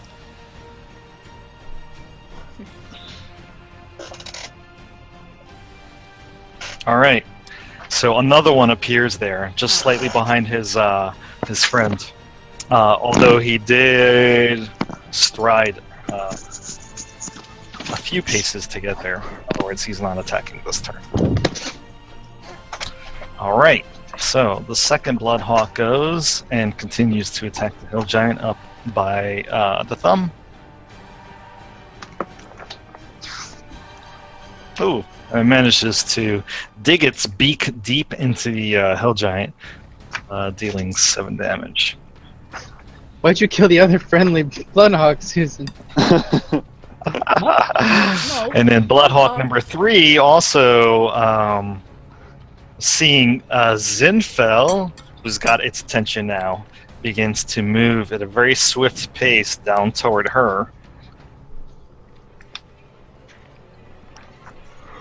Although it is still pretty high off the ground. My cat eats birds. Beware. That's probably a pretty Let me big just bird. adjust the height here. Oh, 60. so it's not 6. It's actually 60, but I'll fix that because for some reason the zeros don't display, so it's 61 feet off the ground. And that was its its dash action to do that. All right, Thornberg, you're up. Okay. Like, holy crap. That was rough. Don't get hit. Drink a I'm gonna potion. take one of my potions of greater healing. So that's 4d4 plus 4.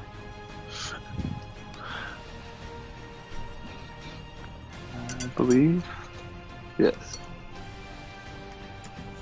We should stick together. Good thing you made a bunch of those. Oh, sorry. It's I okay. rolled it twice. You can use the 14. first one. Yeah. So you heal 14 as you pull out a potion and quaff it. Oh god. Alright. And then I'm just gonna yell to Kareem and Zinfel and Winter and say, "Over here, help! Giants!" Stone giants! No, I see him. There's a giant up here on the thumb and That's birds. It's a hill giant. We're gonna handle it. You guys got that? At these And- birds. I move over. I don't see any giants from where I am.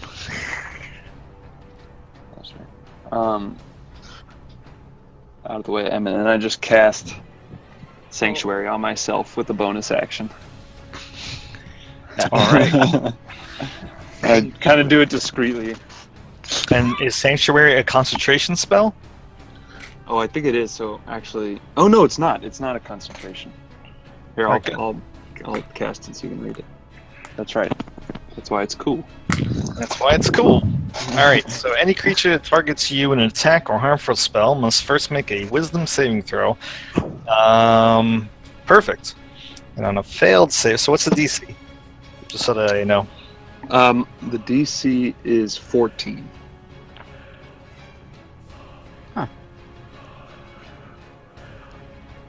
Okay, great. Are you finished? Because then you can hit that EOT button. Yep. Yes. Let me go back. Alright, Zorana, you're up. These stone giants probably aren't friendly against the hill giant. They just hit her with a rock. They did hit Thornburr with a rock, and her as well. So the hill giant's probably not our enemy for now. And I'm sure the Bloodhawk's probably the least of our worries. So let's see. I don't think I'm in range for this. I don't even know if I want to go into the range of these giants. No, definitely not. I don't have anything that's ranged. Wait, I can use you close. guys. That's me. So moving over those rocks in any way is considered difficult terrain. Dang it. I can't cast a hunter's mark on him. From this far. But I'll move over here still. And I'll shoot Angrog. Stupid bastard. You can add a D4 to the attack. Yep. Yeah, I'll do that. Why not? Look at that. So unfortunately, a 13 will still miss Angrog as it just goes right past him Dang it. and into the hilly ground near him. So Shit. I assume that from now on you're just using those special arrows that he made you, right? Yeah, Okay, so I think you have 18 left. I'm counting. All right, Zinfo, you're done. Zinfo, you're up. All right. There's a hawk about to attack me, so It's 61 feet up. firebolt. 120 feet. 19 for 17 fire. Yeah, what happens? Well, Chicken. it gets charred, and down comes a nice roasted chicken that I start feasting upon. So that was what number? Number 3. Got it. All right. Anything else? Because if you're done, you hit the EOT button. I gotta keep moving. Away from the stone giant. I don't see stone giants. I see very threatening bloodhawks. All right. You finished? Oh yeah, I forgot my.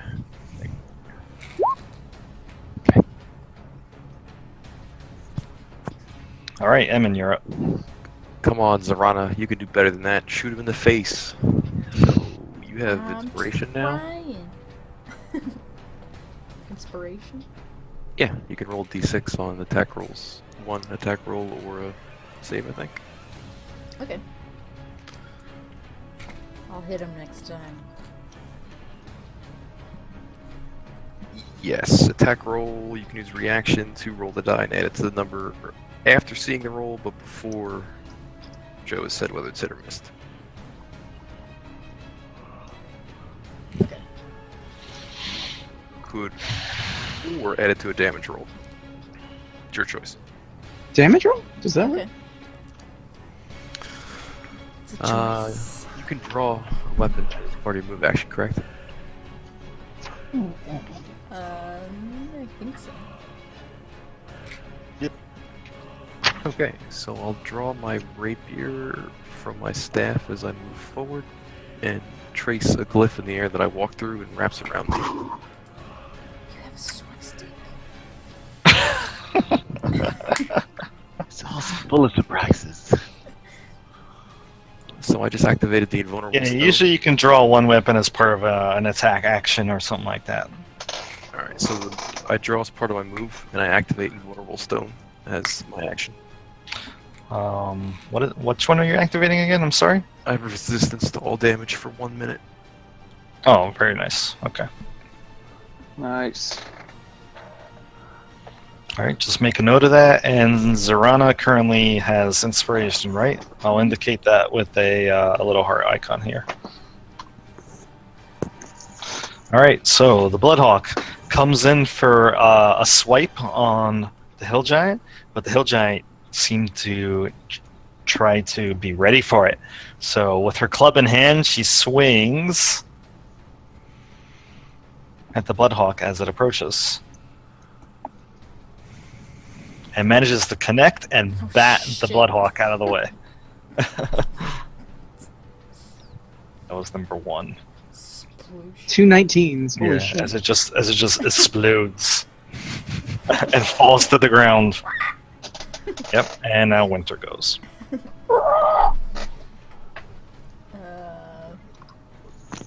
Winter will follow Zinfel, probably. Hold on. Yeah, that's pretty good. He fast. And take another dodge action. Okay, Kareem. Well, I hear them yelling, so should probably go and help them. I'm gonna move closer to the wall. I'm sorry, was this right? Giant hand. The giant hand wall. I'm gonna go right there. Is this like? Am I too close to the wall? You won't be able to move through it anyway. So you're okay. Okay, good. Yeah, if you try to move through it, It I doesn't don't let think you. you'll be able to. It doesn't let you. So I'm against the wall. That's and, correct. If you can't see it, then it can't see you. Is it a bonus action to drink? Is it a bonus action to drink? I was there. Like a potion? No, it's an action. That's an action? Yep. Shit. No, wait, that's fine. I'm gonna drink my potion of invulnerability. Yeah, sure. All I don't right. even know really what that does. I think it like lowers damage. Let's see here. Potion of invulnerability. I do see it in the thing. So it gives you resistance to all damage For 1 minute. Okay, that sounds good to for me. 1 minute. Yeah. So just make a note of that. And I'll 10 give rounds. you a little icon here. I don't know what I'm gonna give you a little lock. How about that? Anything else? If you're Nope. done, you just hit the EOT button. I'm good. All right. So the creature. So Angrog, one of the stone giants there, he points at Emin and picks up a nearby stone next to him and chucks it at Emin, but maybe not before moving, because he doesn't want to suffer disadvantage on this attack, and he's not stupid. So let's see how close he can get. Yeah, he's going to move to about there. And then let's see if Emin's within his range. Oh, perfect. So this is not without... this is just as a normal attack. No disadvantage on this. Rest in peace, With man. With a rock. So Holy. it looks like AC 18 for 28 bludgeoning damage. And you need to make a strength saving throw of DC 17. I'm immune to the prone condition. Ah, sweet! So, don't need to make the save, and I think you only take 14 damage, correct? You are correct, sir. Very nice. As you see this rock, like, hit Emin, and his feet, like, stay exactly where they are. He doesn't stumble at all, and as the rock hits Emin, although Emin does look like he took damage from it, the rock just, like, shatters all around him into a shower of, you know, sparks and particles. And I believe Angrog is done. That was the end of round 2. And it's midnight, so I'm going to stop it here, put it on pause till we play next session and continue. Oh, nice. Oh, man. All right. Holy moly. This is your first taste of a real giant fight, right? Yeah, Aside geez. from outside of Golden Fields. Those boulders, man, that's rough. Remember what I told you guys? Shit gets really hard from this point. It's okay. Emin looked Easy, pretty yeah. cool just now. Yeah, that potion. Or no, that was the. Yeah, that was a cool spell. Yeah. So, Just want to make a quick note on some of the stuff that people currently have on them, Mm-hmm. so that I'm aware. Emin, what was the name of your ability again that gave you resistance? I don't have it in front of me. 1 second. All right, but definitely Kareem has got a potion of invulnerability. I like invincibility better. The thing is, you're not really invulnerable. You're just extra adorable. Yeah. And then Zorana's got Bardic Inspiration, and right? Bless. No, wait, I used Bless. Bless that's a spell that I maintain concentration on. Oh, So it just goes until you can keep I lose using concentration on it. Gotcha. Yeah. Okay. Yeah. And the Bardic Inspiration's 1d6, right? Yes. And then what was the name of your shit, Emin? Invulnerable stone. Invulnerable Stone. Here. Anybody else have any other effects on them? I have the spell Bless. Yep. I'm not going to write that That's down the because first it's round. pretty obvious on everybody. Yeah. It only lasts a minute though. I have a question about how that works with spells. Like, when I cast Bless on the first round, Hmm. does that That mean means it that on goes... round 11, it's gone. Okay, so like starting round 11, it's gone. Mhm. Got it. Yeah, I'll make a note that you Alright, cast. so it it's on already the been first 2 rounds. rounds. Yeah, it's already been 2 out of 10 rounds. Been So we have 12 8 seconds. rounds left with Bless. Yeah, so when your turn hits on round 11, Yeah. it's gone. Cool. Assuming you don't lose concentration before that. Yeah, for sure. So, Zorana, Okay, cool. point this out earlier, but you know you get an extra attack, right? At Ranger 5?